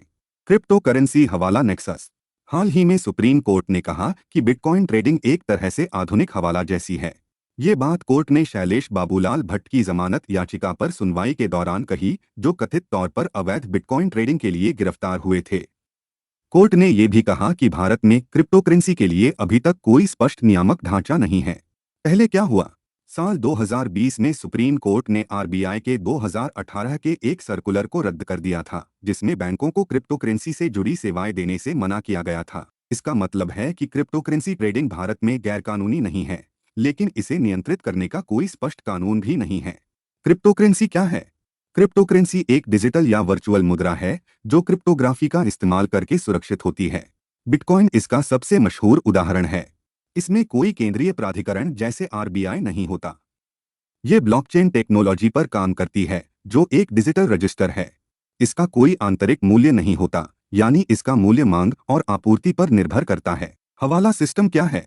हवाला एक अनौपचारिक धन हस्तांतरण सिस्टम है जिसमें हवालादार सर्विस प्रोवाइडर पैसे को एक जगह से दूसरी जगह भेजते हैं। ये सैकड़ों सालों से चल रहा है, खासकर मध्य पूर्व और दक्षिण एशिया में। भारत में इसे हुंडी भी कहते हैं। इसका इस्तेमाल अक्सर अवैध गतिविधियों जैसे मनी लॉन्ड्रिंग और आतंकवाद के वित्त पोषण में होता है। क्रिप्टोकरेंसी और हवाला का गठजोड़। क्रिप्टो हवाला नेक्सस का मतलब है कि पारंपरिक हवाला और आधुनिक क्रिप्टोकरेंसी का मिलन, जिससे अवैध पैसे को छिपाना और नियमों से बचना आसान हो जाता है। उदाहरण के लिए प्रवर्तन निदेशालय एड ने पाया कि 1300 करोड़ रुपए को शेल अकाउंट्स, क्रिप्टो एक्सचेंज और हवाला के जरिए हस्तांतरित किया गया। ब्लॉकचेन में नोड्स कंप्यूटर का काम हवालादारों जैसा है। दोनों ही अपने नेटवर्क को चलाने के लिए पारस्परिक भरोसे पर निर्भर करते हैं। बिटकॉइन की गुमनाम ट्रांजैक्शन और सीमा पार हस्तांतरण की सुविधा इसे हवाला जैसा बनाती है क्योंकि ये तेजी से और कम लागत में होता है। क्रिप्टोकरेंसी और हवाला क्यों जुड़े हैं? गुमनामी और जटिलता। क्रिप्टोकरेंसी गुमनाम या स्यूडोनिमस होती है और इसका सिस्टम जटिल है। हवाला भी बिना कागजी दस्तावेज के काम करता है। दोनों का ये मेल पैसे के लेन देन को ट्रैक करना बहुत मुश्किल बनाता है। पारंपरिक वित्तीय सिस्टम से बचना। दोनों सिस्टम बैंकों और नियामक संस्थानों को बाईपास करते हैं। ये खासकर उन इलाकों में उपयोगी है जहां सरकार अस्थिर है, युद्ध चल रहा है या सख्त नियम हैं। अवैध गतिविधियों में मदद। क्रिप्टो और हवाला की खासियतें इन्हें मनी लॉन्ड्रिंग और आतंकवाद के वित्त पोषण के लिए आकर्षक बनाती हैं। ब्लॉकचेन हवाला को मजबूत करता है। ब्लॉकचेन की पारदर्शिता और स्मार्ट कॉन्ट्रैक्ट्स हवाला के भरोसे आधारित मॉडल को और मजबूत करते हैं। ये इसे तेज, आधुनिक और वैश्विक स्तर पर स्केलेबल बनाता है। सिद्धांतों की समानता। ब्लॉकचेन और हवाला दोनों केंद्र रहित सिस्टम पर काम करते हैं, इसलिए ये एक दूसरे के साथ स्वाभाविक रूप से जुड़ जाते हैं। क्रिप्टो वाला गठजोड़ की चिंताएं। ट्रैकिंग में मुश्किल। क्रिप्टो की छद्म गुमनामी बड़े अवैध लेन देन को आसान बनाती है। उदाहरण मोनेरो में स्टेल्थ एड्रेस और रिंग सिग्नेचर या जेडकैश में जेड के स्नार्क्स लेन देन को छिपाते हैं, जिससे नियामकों को ट्रैक करना मुश्किल होता है। अवैध वित्त में उपयोग। इसका इस्तेमाल मनी लॉन्ड्रिंग और आतंकवाद के लिए फंडिंग में होता है। उदाहरण मुरारका केस में $20 मिलियन से ज्यादा की हेराफेरी हुई। आतंकी समूह हमास ने भी क्रिप्टो के जरिए लाखों रुपए जुटाए। नियामक चुनौतियां।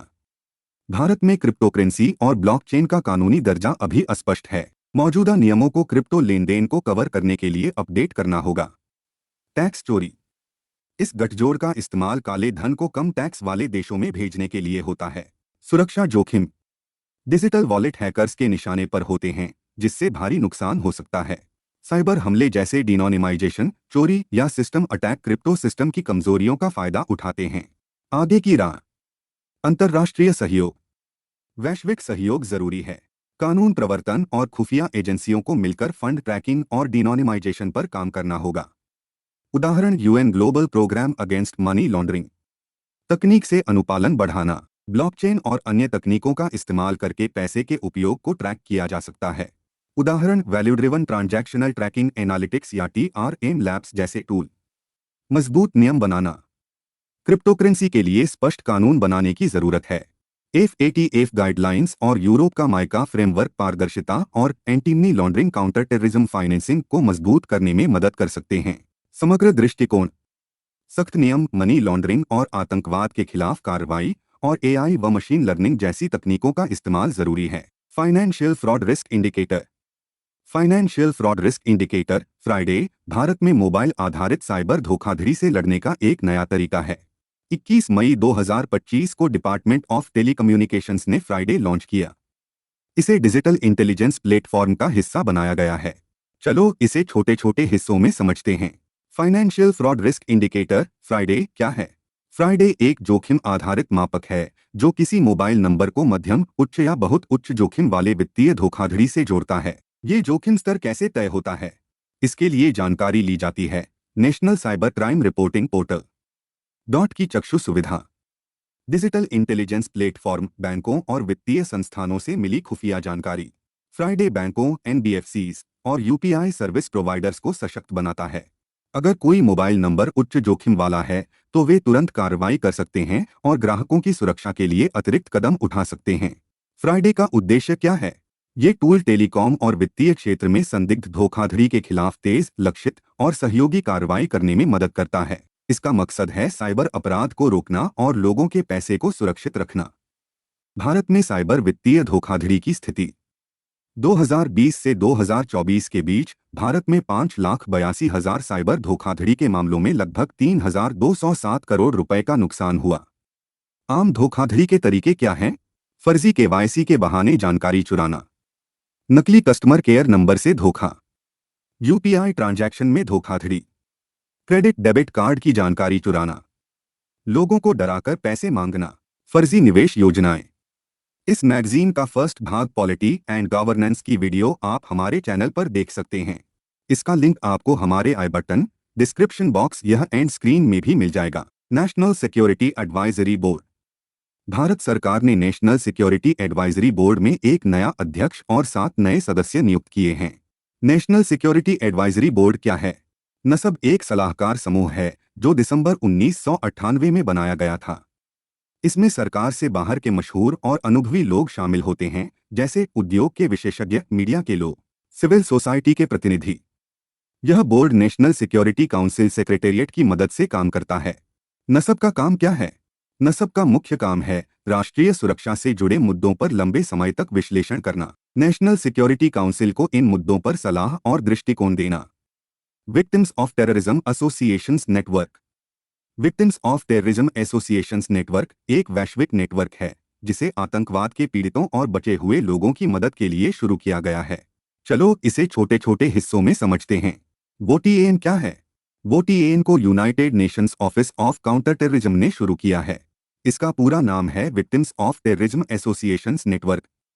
ये एक वैश्विक मंच है जो आतंकवाद के पीड़ितों और बचे हुए लोगों को एक दूसरे से जोड़ता है। WOTAN की पृष्ठभूमि। Group of friends of victims of terrorism ये समूह लगभग 6 साल पहले बना था, जिसकी अध्यक्षता स्पेन और इराक करते हैं। इसका मकसद आतंकवाद के पीड़ितों के अधिकारों की रक्षा करना है। उत्पत्ति वोटीएन की शुरुआत 2022 में UN global Congress of victims of terrorism के परिणामस्वरूप हुई। ये कांग्रेस सितंबर के 8 से 9 2022 को न्यूयॉर्क में यूएन मुख्यालय में हुई थी। वोटीएन का उद्देश्य ये नेटवर्क पीड़ितों और बचे हुए लोगों के लिए एक सुरक्षित मंच देता है, जहां वे एक दूसरे का सहारा ले सकें, लचीलापन बढ़ा सकें, वकालतकर्ता, शिक्षक और शांतिदूत के रूप में काम कर सकें। इसका लक्ष्य है पीड़ितों की आवाज को बुलंद करना और उनके अधिकारों को मजबूत करना। वोटीएन को वित्तीय सहायता। इस नेटवर्क के विकास के लिए स्पेन ने आर्थिक मदद दी। स्पेन के विदेश मंत्री जोस मैनुएल अल्बारेस ब्यूनो ने कहा कि वोटीएन पीड़ितों को एक दूसरे से जोड़ने में मदद करेगा। भार्गवास्त्र। भार्गवास्त्र भारत का एक स्वदेशी एंटीड्रोन सिस्टम है, जिसका हाल ही में सफल परीक्षण हुआ है। चलो इसे छोटे छोटे हिस्सों में समझते हैं। भार्गवास्त्र क्या है? भार्गवास्त्र एक कम लागत वाला हार्ड किल एंटीड्रोन सिस्टम है, जिसे ड्रोन स्वार्म्स ड्रोनों के झुंड से होने वाले खतरों को खत्म करने के लिए बनाया गया है। इसे solar defence and aerospace limited ने विकसित किया है, जो सोलर ग्रुप की सहायक कंपनी इकोनॉमिक एक्सप्लोसिव्स लिमिटेड के तहत काम करती है। ये सिस्टम भारत की आत्मनिर्भर भारत पहल का हिस्सा है और महंगे विदेशी सिस्टम्स पर निर्भरता कम करता है। भार्गवास्त्र की खास विशेषताएं। दो स्तरीय सुरक्षा सिस्टम। पहली परत अनगाइडेड माइक्रो रॉकेट्स, जो 20 मीटर के घातक दायरे में ड्रोन स्वार्म्स को नष्ट करते हैं। दूसरी परत गाइडेड माइक्रो मिसाइल्स, जो सटीक हमले के लिए हैं। रेंज छोटे ड्रोनों को 2.5 किलोमीटर की दूरी से नष्ट कर सकता है। रडार हवाई खतरों को 6 से 10 किमी की दूरी से पहचान लेता है। भूभाग अनुकूलता। ये सिस्टम 5000 मीटर से अधिक ऊंचाई वाले इलाकों में भी काम कर सकता है, जैसे हिमालयी क्षेत्र। Modular design. इसमें सॉफ्ट किल विकल्प जैसे जैमिंग, सिग्नल बाधित करना और स्पूफिंग, गलत सिग्नल भेजना को जोड़ा जा सकता है। C4I सक्षम कमांड सेंटर। ये नेटवर्क सेंट्रिक युद्ध जाल केंद्रित युद्ध के लिए तैयार है, जो कमांड, कंट्रोल, कम्युनिकेशन और इंटेलिजेंस को एकीकृत करता है। अगर आपको वीडियो पसंद आ रही है तो अभी इसको लाइक करें। Multi influence ground mine. Multi influence ground mine Bharat का एक स्वदेशी अंडर वाटर नवल माइन है, जिसका हाल ही में सफल परीक्षण हुआ है। चलो इसे छोटे छोटे हिस्सों में समझते हैं। मल्टी इन्फ्लुएंस ग्राउंड माइन क्या है? मिग्म एक उन्नत अंडर वाटर नवल माइन है, जिसे आधुनिक स्टील्थ जहाजों और पनडुब्बियों के खिलाफ भारतीय नौसेना की क्षमता बढ़ाने के लिए बनाया गया है। इसे defence research and development organisation DRDO के तहत naval science and technological laboratory Visakhapatnam ने डिजाइन और विकसित किया है। इसकी सहायता high energy materials research laboratory Pune और terminal ballistics research laboratory Chandigarh ने भी की है। मिग्म की खास विशेषताएं। Multiple sensor. ये माइन ध्वनि, चुंबकीय और दबाव सिग्नल्स को पकड़ने के लिए कई सेंसर का इस्तेमाल करती है। इससे ये समुद्री जहाजों और पनडुब्बियों को आसानी से पहचान लेती है। Inbuilt electronics. इसमें प्रोसेसर्स के साथ उन्नत इलेक्ट्रॉनिक्स हैं, जो डेटा को प्रोसेस करते हैं और सही समय पर कार्रवाई को ट्रिगर करते हैं। ये इसे स्मार्ट नवल माइन बनाता है। तैनाती की सुविधा। मिग्म को जलपोतों, पनडुब्बियों या अन्य प्लेटफॉर्म्स से तैनात किया जा सकता है। ये समुद्र के तल पर रहकर दुश्मन के जहाजों को निशाना बनाती है। Hawkeye 360 technology. हाल ही में अमेरिका ने हॉकाई 360 टेक्नोलॉजी को भारत को बेचने की मंजूरी दी है, जो भारत की निगरानी क्षमता को बढ़ाएगी। चलो इसे छोटे छोटे हिस्सों में समझते हैं। हॉकाई 360 टेक्नोलॉजी क्या है? हॉकाई 360 एक अमेरिकी कंपनी है, जो रेडियो फ्रिक्वेंसी RF सिग्नल्स को पकड़ने, उनकी लोकेशन ढूंढने और उनका विश्लेषण करने के लिए लो अर्थ ऑर्बिट में 3 सैटेलाइट्स के समूह क्लस्टर का इस्तेमाल करती है। ये सैटेलाइट्स RF सिग्नल्स को ट्रैक करते हैं, जो जहाजों, विमानों, वाहनों और तटीय सिस्टम से आते हैं। इसमें इलेक्ट्रो ऑप्टिकल, इंफ्रारेड और सिंथेटिक अपर्चर रडार जैसे अतिरिक्त सेंसर भी हैं। EO दिन में हाई रिजोल्यूशन तस्वीरें लेता है। IR इंजन और निकास से निकलने वाली गर्मी को पकड़ता है। सर मौसम और समय की परवाह किए बिना रडार आधारित तस्वीरें लेता है। ये सिस्टम वास्तविक समय में काम करता है और हर मौसम में 24/7 निगरानी करता है। भारत के लिए इसका महत्व डार्क शिप्स का पता लगाना। कुछ जहाज अपनी लोकेशन छिपाने के लिए ऑटोमेटिक आइडेंटिफिकेशन सिस्टम AIS बंद कर देते हैं, खासकर विवादित या संवेदनशील इलाकों में। हॉकाई 360 इन जहाजों को ट्रैक कर सकता है। हिंद प्रशांत में निगरानी। ये तकनीक भारत की मैरीटाइम डोमेन अवेयरनेस को मजबूत करती है, जिससे हिंद प्रशांत क्षेत्र में रणनीतिक स्थिति बेहतर होती है। अवैध गतिविधियों पर नजर। भारतीय सेना और नौसेना अब अवैध मछली पकड़ने, तस्करी, मानव तस्करी और समुद्री डकैती को अधिक प्रभावी ढंग से रोक सकती हैं। विशेष आर्थिक क्षेत्र ये भारत के EEZ 200 नॉटिकल मील तक का समुद्री क्षेत्र की निगरानी में मदद करता है।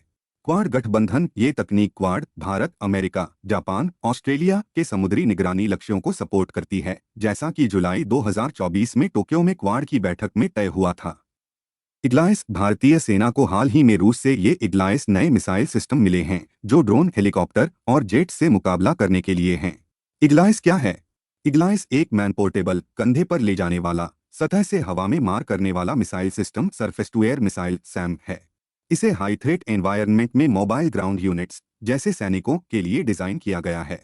ये very short range air defence system का एक उन्नत संस्करण है। इसका निर्माण रूस में हुआ है और ये भारतीय सेना की हवाई रक्षा को मजबूत करता है। इग्लाइस की खास विशेषताएं। Infrared homing. ये मिसाइल इंफ्रारेड IR तकनीक का इस्तेमाल करती है, जो हवाई लक्ष्यों जैसे ड्रोन, हेलीकॉप्टर या जेट के इंजन से निकलने वाली गर्मी को पकड़ती है। मिसाइल लॉन्च होने के बाद खुद ब खुद लक्ष्य की गर्मी का पीछा करती है। इससे ये तेज और छोटे लक्ष्यों जैसे ड्रोन और हेलीकॉप्टर को आसानी से निशाना बना सकती है। रेंज और ऊंचाई। ये मिसाइल 6 किलोमीटर तक की दूरी और 3.5 किलोमीटर की ऊंचाई तक लक्ष्य को भेज सकती है। ये इसे छोटे और मध्यम दूरी के खतरों से निपटने के लिए बहुत प्रभावी बनाता है। पोर्टेबिलिटी। इसे एक सैनिक अपने कंधे पर आसानी से ले जा सकता है, जिससे ये जल्दी तैनाती के लिए उपयुक्त है। ये जमीन से हवा में हमला करने के लिए हल्का और तेज सिस्टम है। अगर आपको वीडियो पसंद आ रही है तो अभी इसको लाइक करें। Operation hoc.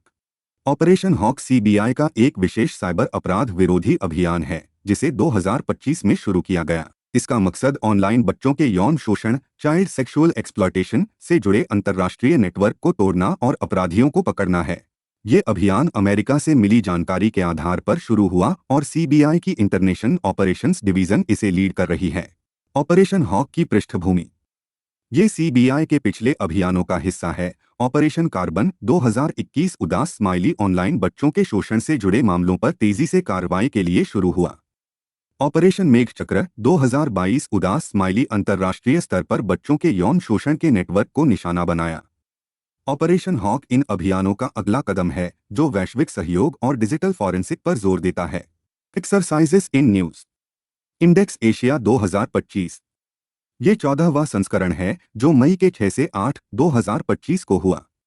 इन स्किल्टन कमोर्टा क्लास एंटीसबमरीन वारफेयर कॉर्वेट ने सिंगापुर के चांगी नेवल बेस पर पोर्ट कॉल किया और इंडेक्स एशिया 2025 में हिस्सा लिया। इसकी मौजूदगी ने हिंद प्रशांत क्षेत्र में भारत की रणनीतिक समुद्री उपस्थिति को मजबूत किया। इंडेक्स एशिया क्या है? इंडेक्स एशिया एशिया का सबसे प्रमुख नौसेना और समुद्री रक्षा आयोजन है। ये सिंगापुर में हर 2 साल में आयोजित होता है। शुरुआत 1997 में हुई।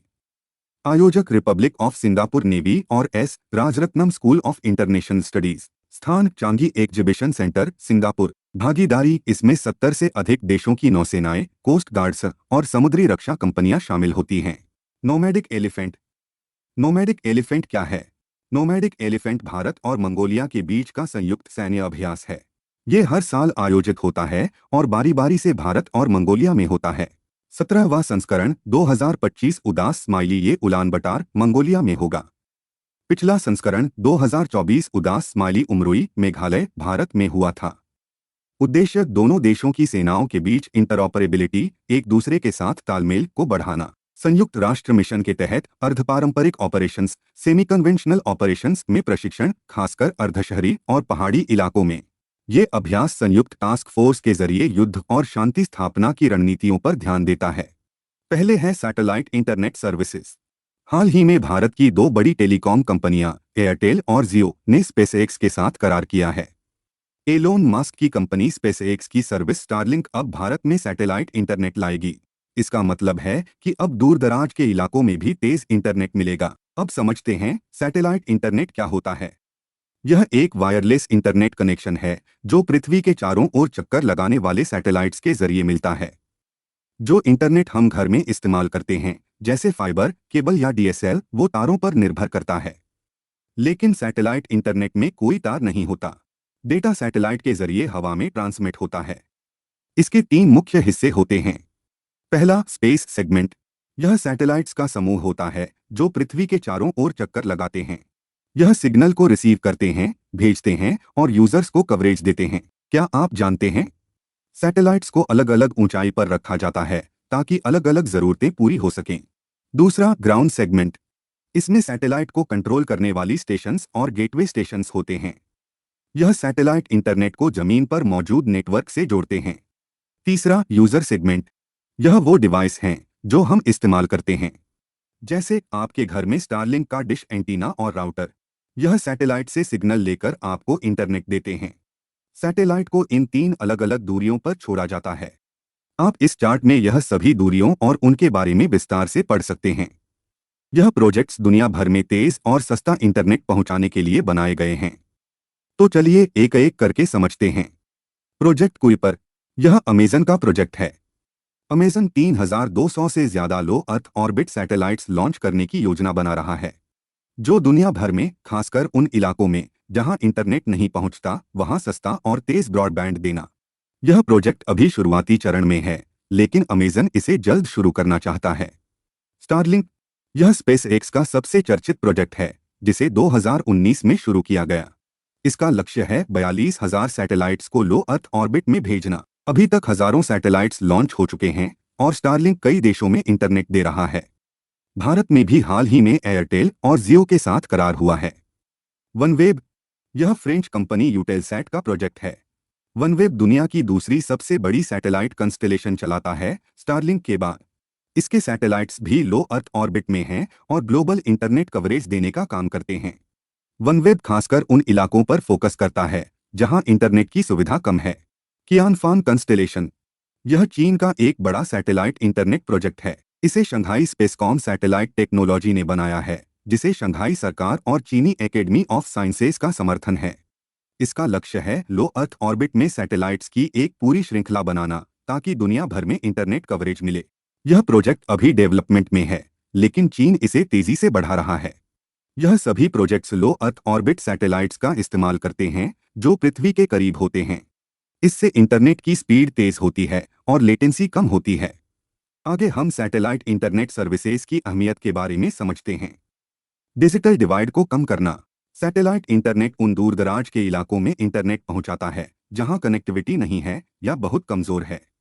भारत में लगभग 40% लोग, यानी 1.4 अरब की आबादी का बड़ा हिस्सा, अभी भी इंटरनेट से वंचित है, खासकर गांवों में।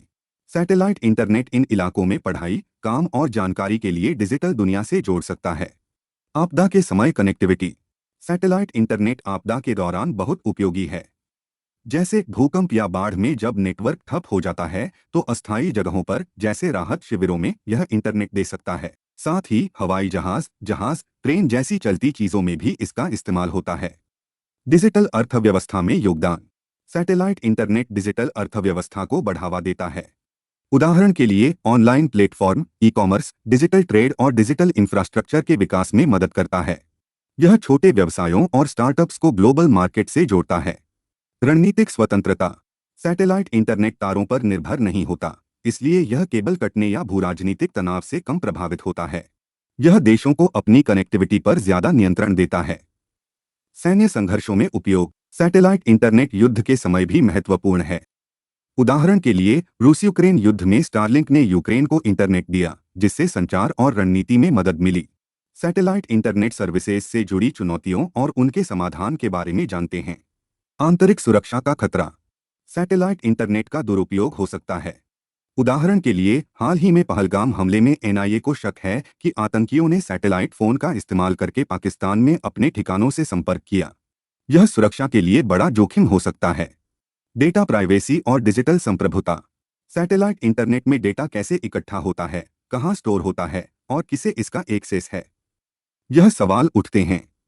देशों को अपनी डिजिटल संप्रभुता बनाए रखने में दिक्कत हो सकती है। प्रभावी नियंत्रण की कमी।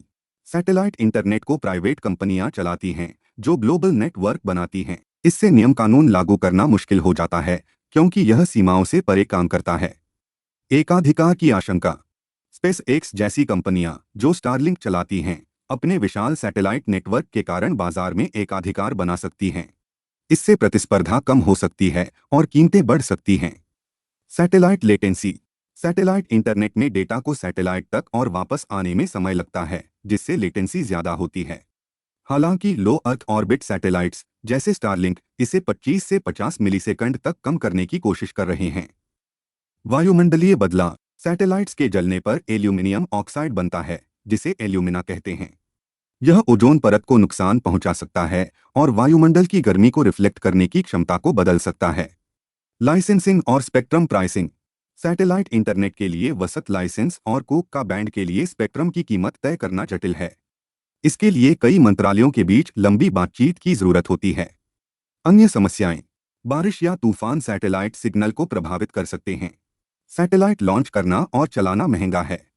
ज्यादा सैटेलाइट्स से अंतरिक्ष में कचरा बढ़ रहा है। सैटेलाइट्स खगोलशास्त्रियों के लिए तारों का अवलोकन करना मुश्किल कर सकते हैं। आगे का रास्ता। दूरदराज के इलाकों जैसे तेल क्षेत्रों या रेगिस्तानी समुदायों में छोटे छोटे प्रोजेक्ट शुरू करके सैटेलाइट इंटरनेट की उपयोगिता दिखाई जा सकती है। इससे लोगों का भरोसा बढ़ेगा। भारत को लाइसेंसिंग, डेटा गवर्नेंस और स्पेक्ट्रम आवंटन के लिए स्पष्ट नीतियां बनानी होंगी। इससे सुरक्षा और गोपनीयता की चिंताएं कम होंगी। प्राइवेट कंपनियों को टैक्स छूट या अनुदान जैसे प्रोत्साहन देकर शामिल किया जा सकता है।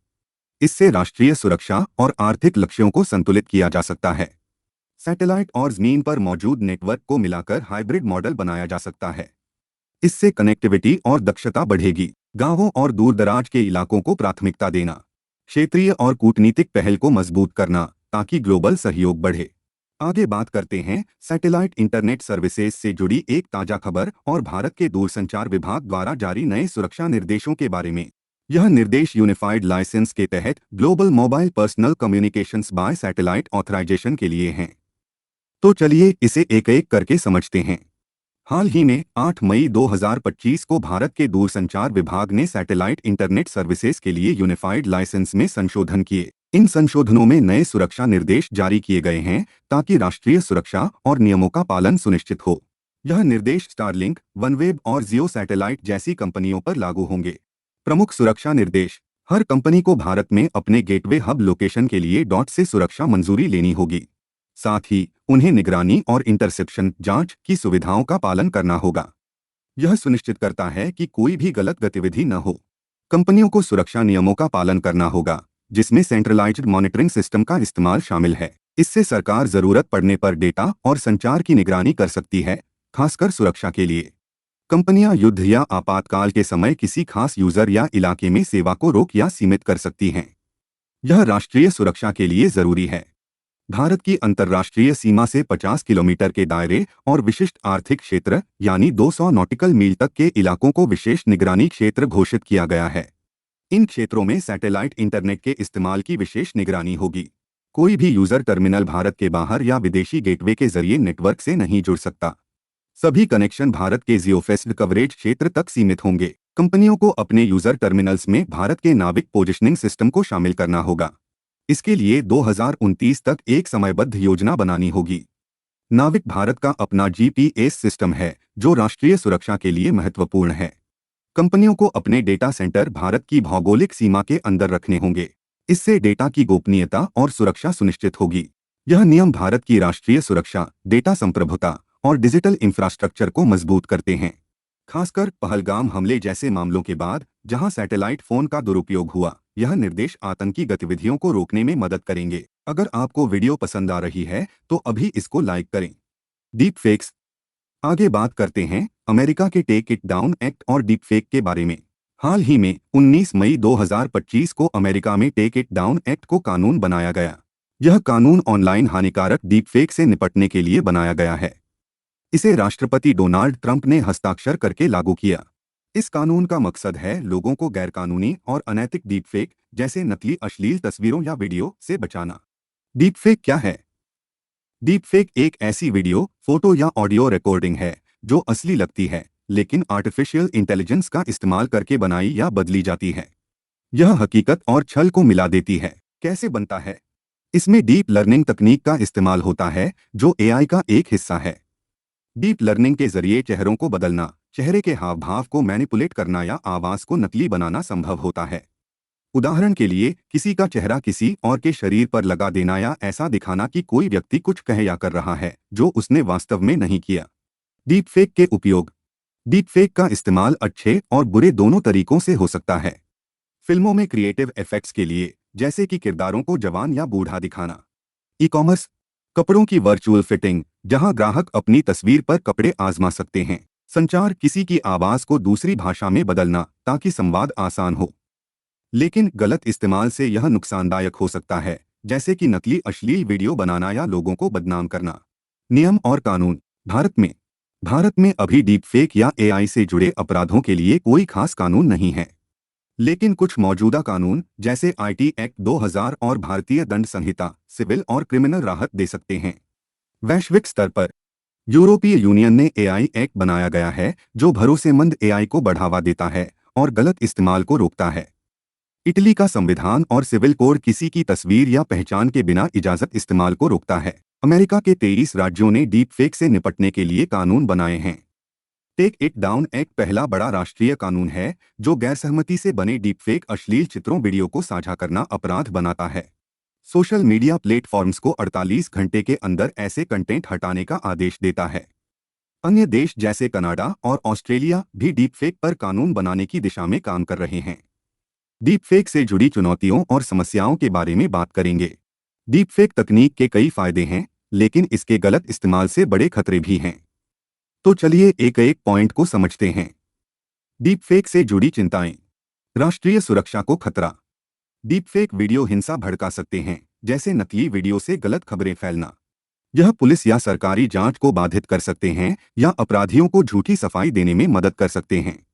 उदाहरण, किसी नेता का फर्जी वीडियो बनाकर दंगे भड़काए जा सकते हैं। लोकतंत्र में भरोसे को कम करना। डीपफेक के जरिए नकली राजनीतिक कंटेंट बनाया जा सकता है, जैसे नेताओं के फर्जी भाषण। इससे जनता गलत जानकारी पर विश्वास कर सकती है, जिससे चुनाव या लोकतांत्रिक प्रक्रियाएं प्रभावित हो सकती हैं। उदाहरण, 2020 में अमेरिका में डीपफेक वीडियो ने लोगों को गुमराह करने की कोशिश की थी। महिलाओं का शोषण। 2018 से अब तक 90 से 95% डीपफेक वीडियो गैरसहमति वाले अश्लील कंटेंट से जुड़े हैं। खासकर महिलाओं और लड़कियों को निशाना बनाया जाता है, जिससे उनकी प्रतिष्ठा और मानसिक स्वास्थ्य को नुकसान होता है। उदाहरण, हॉलीवुड सितारों और आम लोगों की तस्वीरों का गलत इस्तेमाल। Cyber bullying.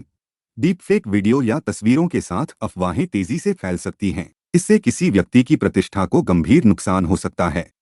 उदाहरण, स्कूल कॉलेज में बच्चों के फर्जी वीडियो बनाकर बदनाम करना। पहचान की चोरी। डीपफेक से नकली पहचान पत्र या दस्तावेज बनाए जा सकते हैं। साइबर अपराधी इसका इस्तेमाल किसी की पहचान चुराने या सुरक्षित सिस्टम में घुसने के लिए कर सकते हैं। उदाहरण, बैंक खातों या सरकारी सिस्टम में अनधिकृत एक्सेस। जागरूकता की कमी। अगर डीपफेक वीडियो का पता भी चल जाए, तो भी लोगों में जागरूकता की कमी के कारण गलत जानकारी फैल सकती है। कई लोग नकली और असली कंटेंट में फर्क नहीं कर पाते, जिससे भ्रम बढ़ता है। महंगी तकनीक और संसाधन। डीपफेक का पता लगाने के लिए बड़े डेटासेट और उन्नत कंप्यूटिंग संसाधनों की जरूरत होती है। वीडियो डीपफेक का पता लगाना तस्वीरों से ज्यादा मुश्किल और महंगा है। छोटी कंपनियों या सरकारों के लिए यह संसाधन जुटाना चुनौतीपूर्ण हो सकता है। भारत में डीपफेक से निपटने के लिए किए गए प्रयासों और पहलों के बारे में बात करते हैं। भारत में अभी डीपफेक के लिए कोई खास कानून नहीं है, लेकिन कई मौजूदा कानून और संस्थाएं इस समस्या से लड़ रही हैं। तो चलिए एक एक करके समझते हैं। भारत में डीपफेक से निपटने की पहल। कानूनी ढांचा। सूचना प्रौद्योगिकी अधिनियम 2000। यह कानून आर्टिफिशियल इंटेलिजेंस से बनी जानकारी, जैसे डीपफेक, पर लागू होता है। धारा 66 और 67 के तहत अगर कोई गैरसहमति से किसी की तस्वीर या वीडियो का गलत इस्तेमाल करता है, तो सजा हो सकती है। उदाहरण, डीपफेक से बदनामी या निजता का उल्लंघन होने पर शिकायत दर्ज की जा सकती है। सूचना प्रौद्योगिकी नियम 2021। यह नियम साइबर स्पेस में उभरती समस्याओं, जैसे डीपफेक, से निपटते हैं। सोशल मीडिया प्लेटफॉर्म्स को गैरकानूनी कंटेंट, जैसे डीपफेक वीडियो, को जल्दी हटाना होता है। शिकायत अपीलीय समितियां बनाई गई हैं, जहां यूजर्स और पीड़ित ऑनलाइन शिकायत कर सकते हैं। अगर कोई प्लेटफॉर्म डीपफेक कंटेंट नहीं हटाता, तो उस पर कार्रवाई हो सकती है। संस्थागत प्रयास। भारतीय कंप्यूटर आपातकालीन प्रतिक्रिया दल सर्टेन ने डीपफेक खतरों पर एक एडवाइजरी जारी की है, जिसमें सुरक्षित रहने के उपाय सुझाए गए हैं। यह साइबर स्वच्छता केंद्र चलाता है, जो मैलवेयर और बॉटनेट की सफाई करता है। CSIR टीफीन के लिए नेतृत्व करता है, जो वित्तीय क्षेत्र में साइबर सुरक्षा सुनिश्चित करता है। उदाहरण सर्टेन डीप फेक से जुड़े साइबर हमलों की निगरानी और समाधान करता है।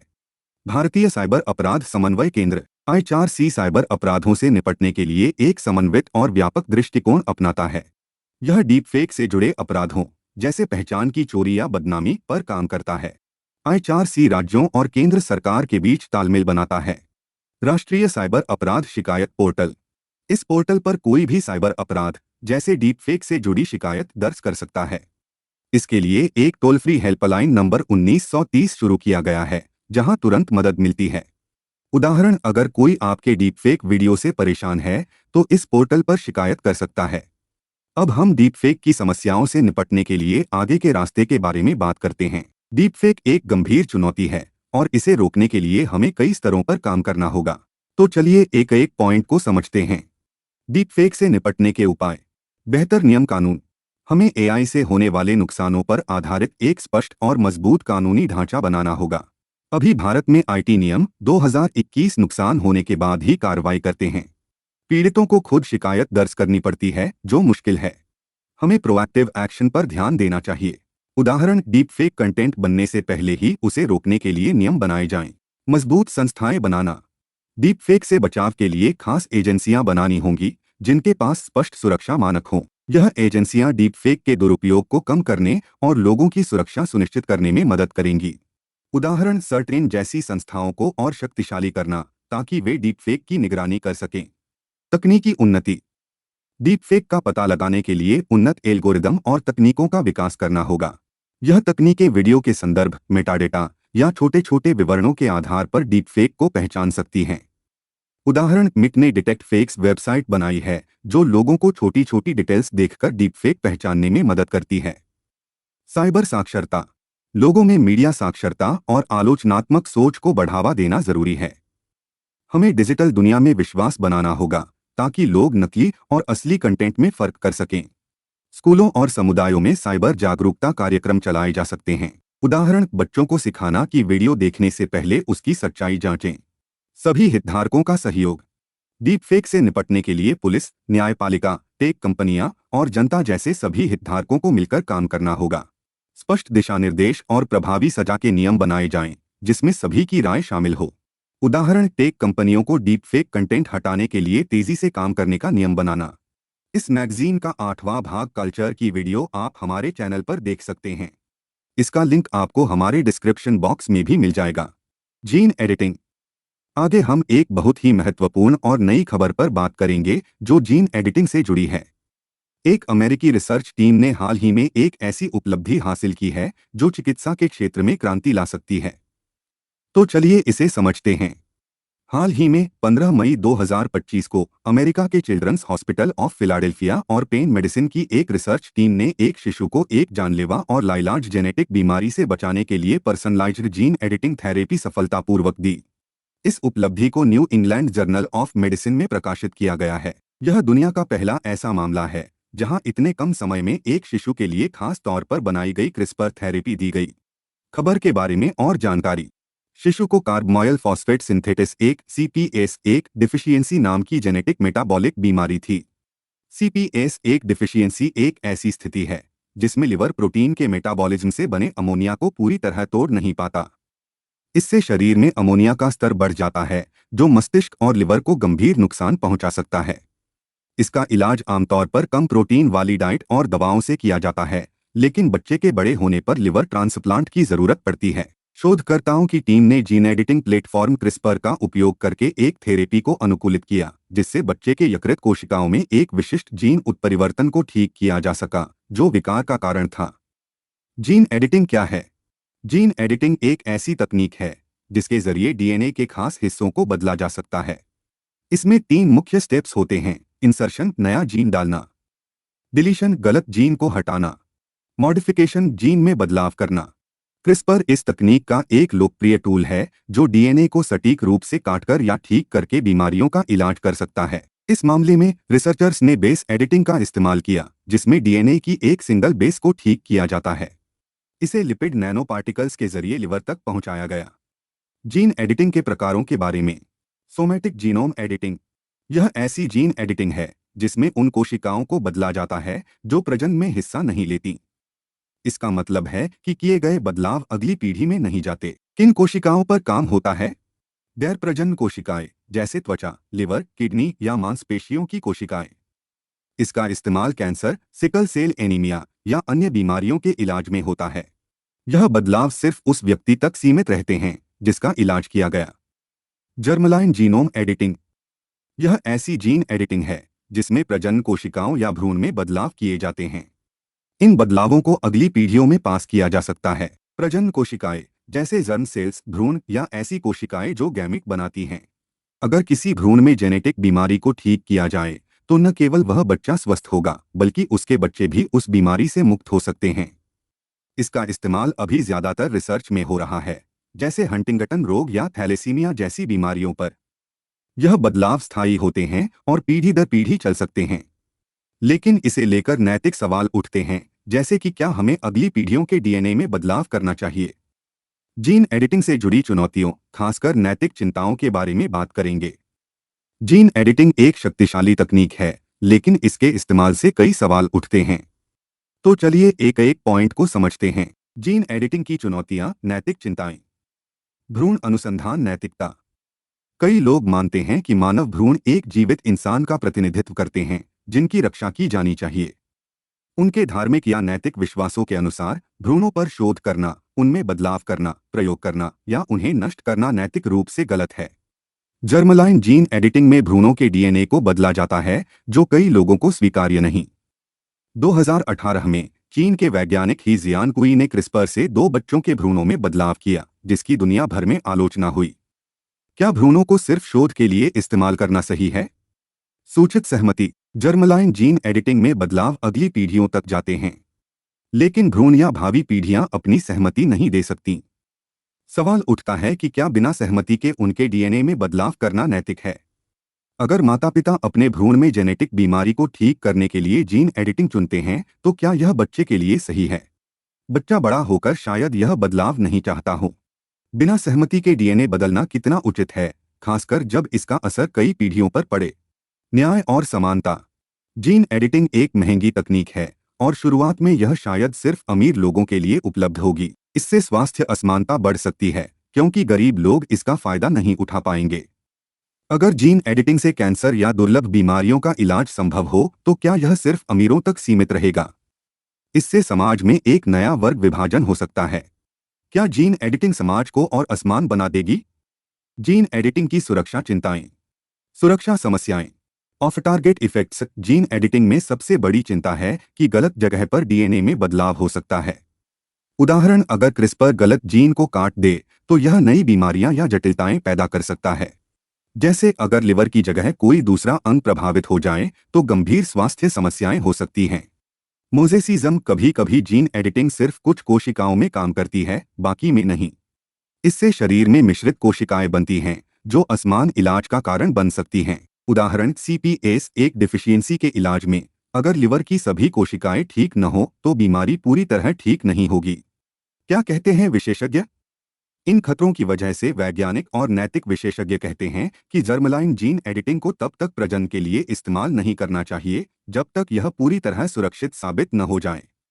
नियामक असमानता। दुनिया भर में जीन एडिटिंग के लिए नियम अलग अलग हैं। कुछ देशों में सख्त नियम हैं, जैसे यूरोप में, जहां जर्मलाइन एडिटिंग पर प्रतिबंध है।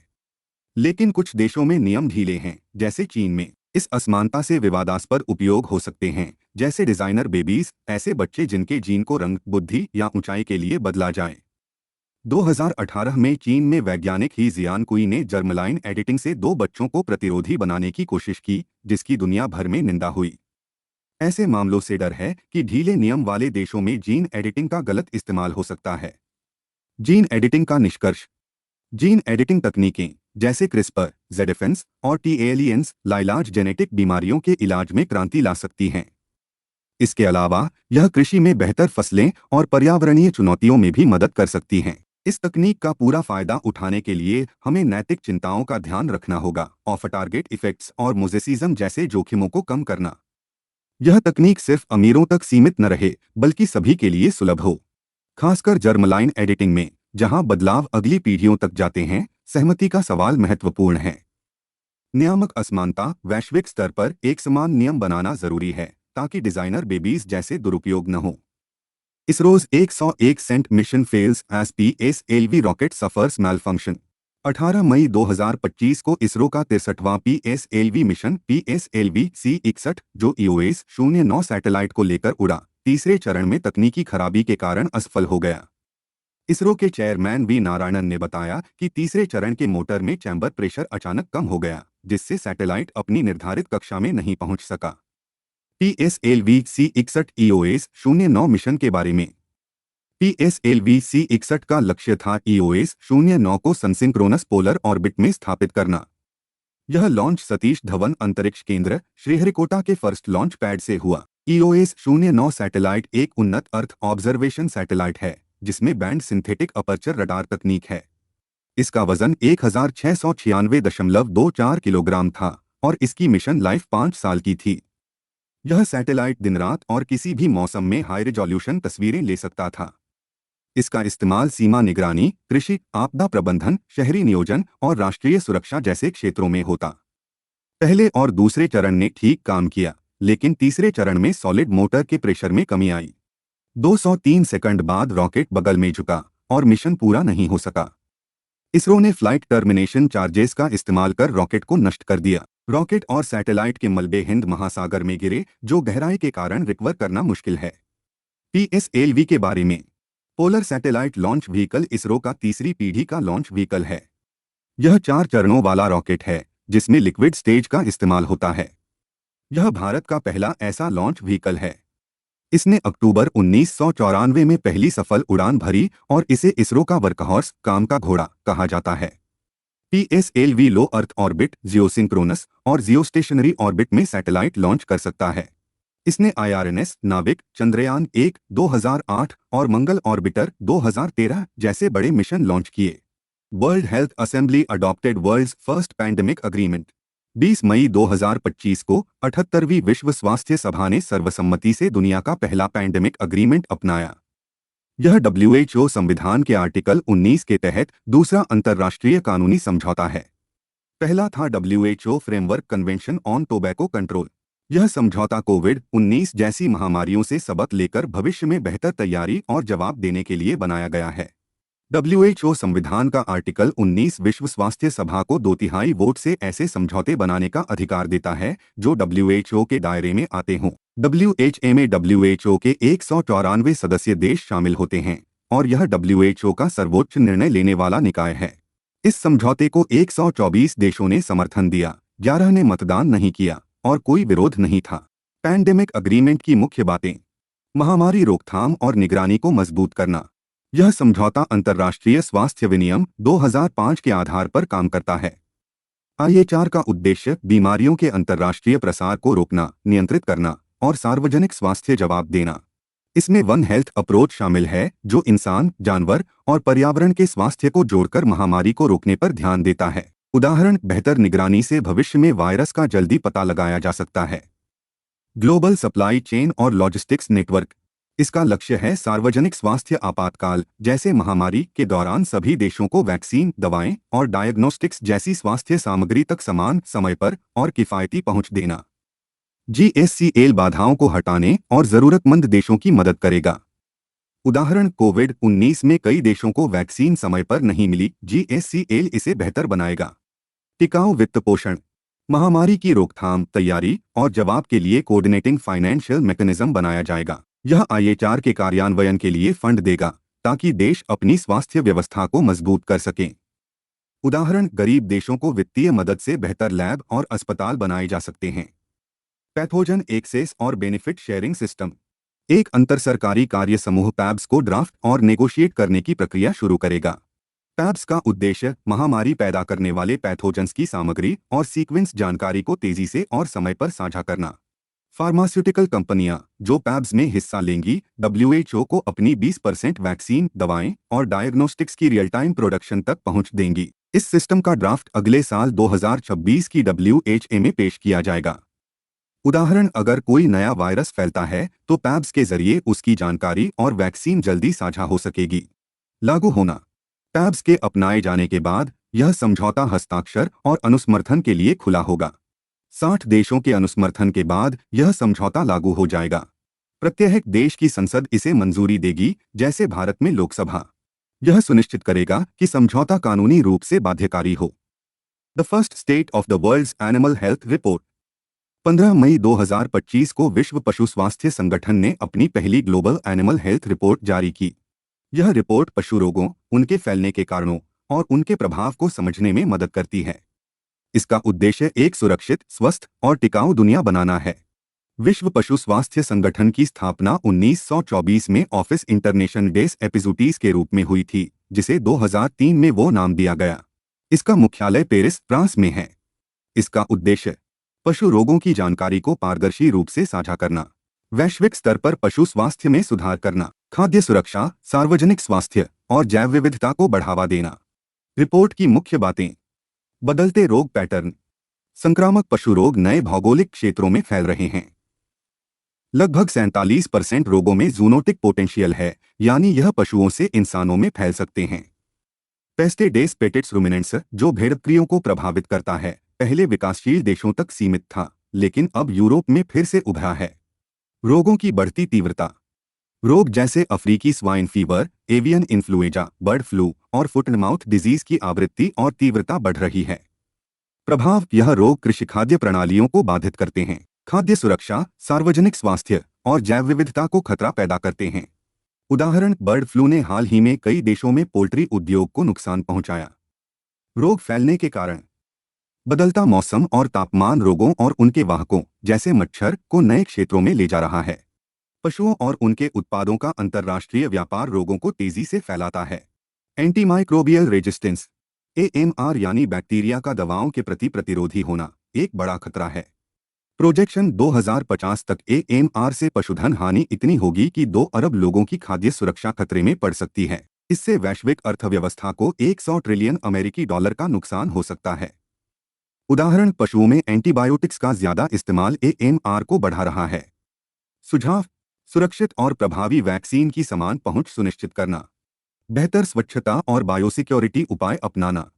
राष्ट्रीय पशु चिकित्सा सेवाओं को मजबूत करने के लिए निवेश। बेहतर रोग निगरानी सिस्टम बनाना। वैश्विक और क्षेत्रीय स्तर पर ज्यादा समन्वय।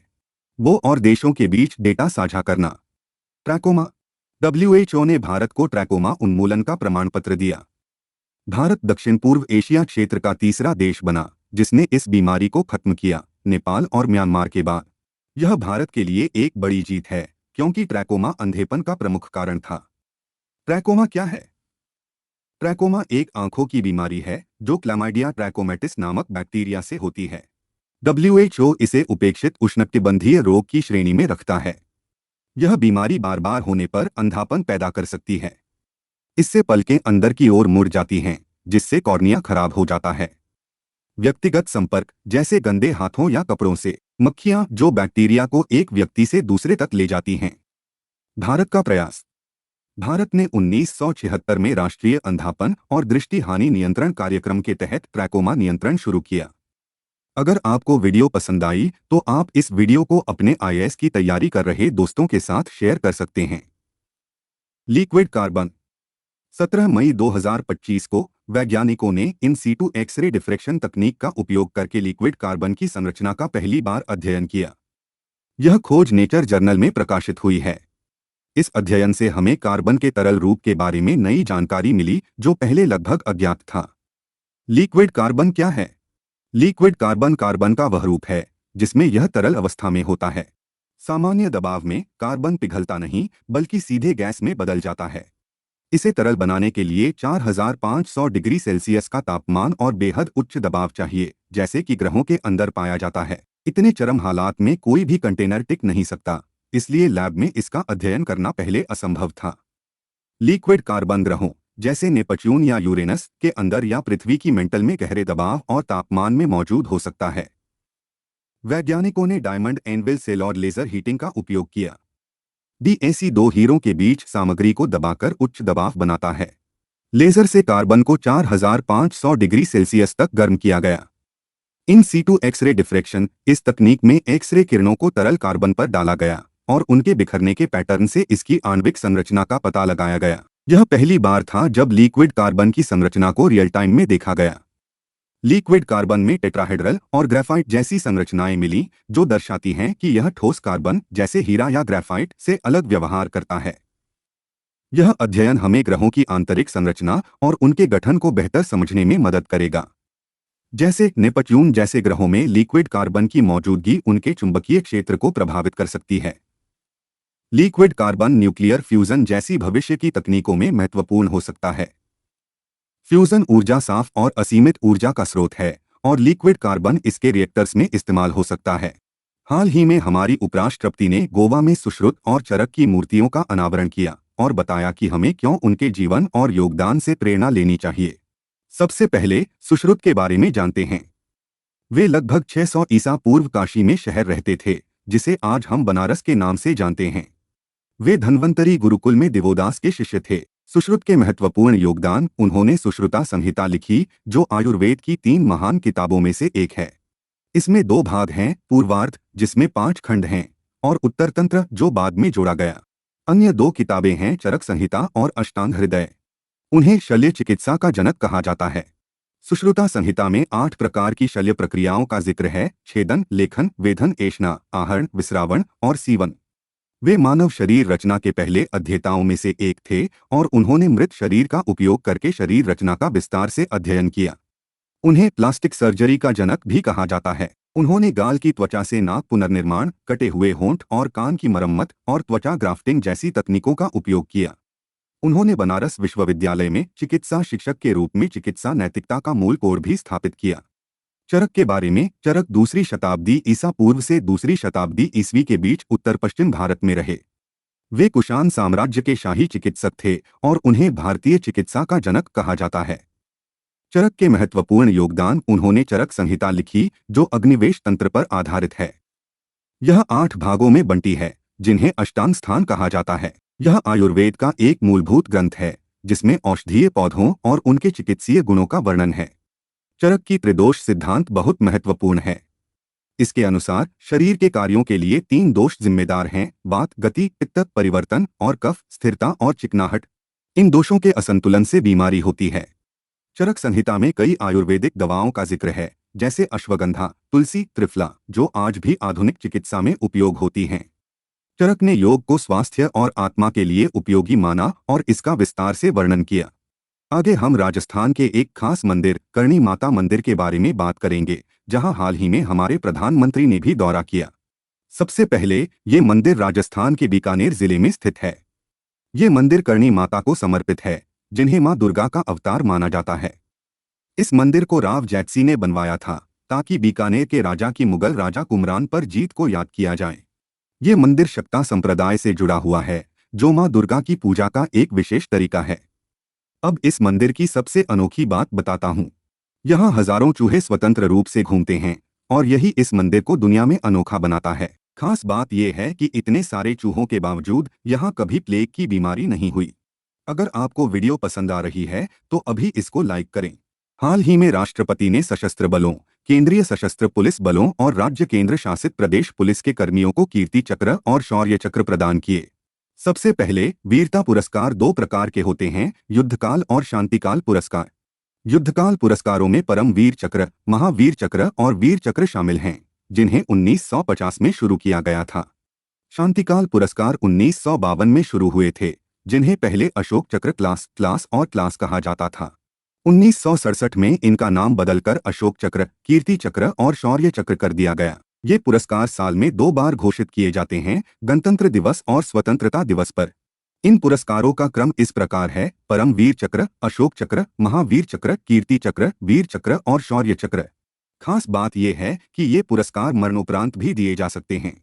अगली बात करेंगे सात्विक साईराज रंकीरेड्डी और चिराग शेट्टी के बारे में, जिन्हें मेजर ध्यानचंद खेल रत्न पुरस्कार मिला।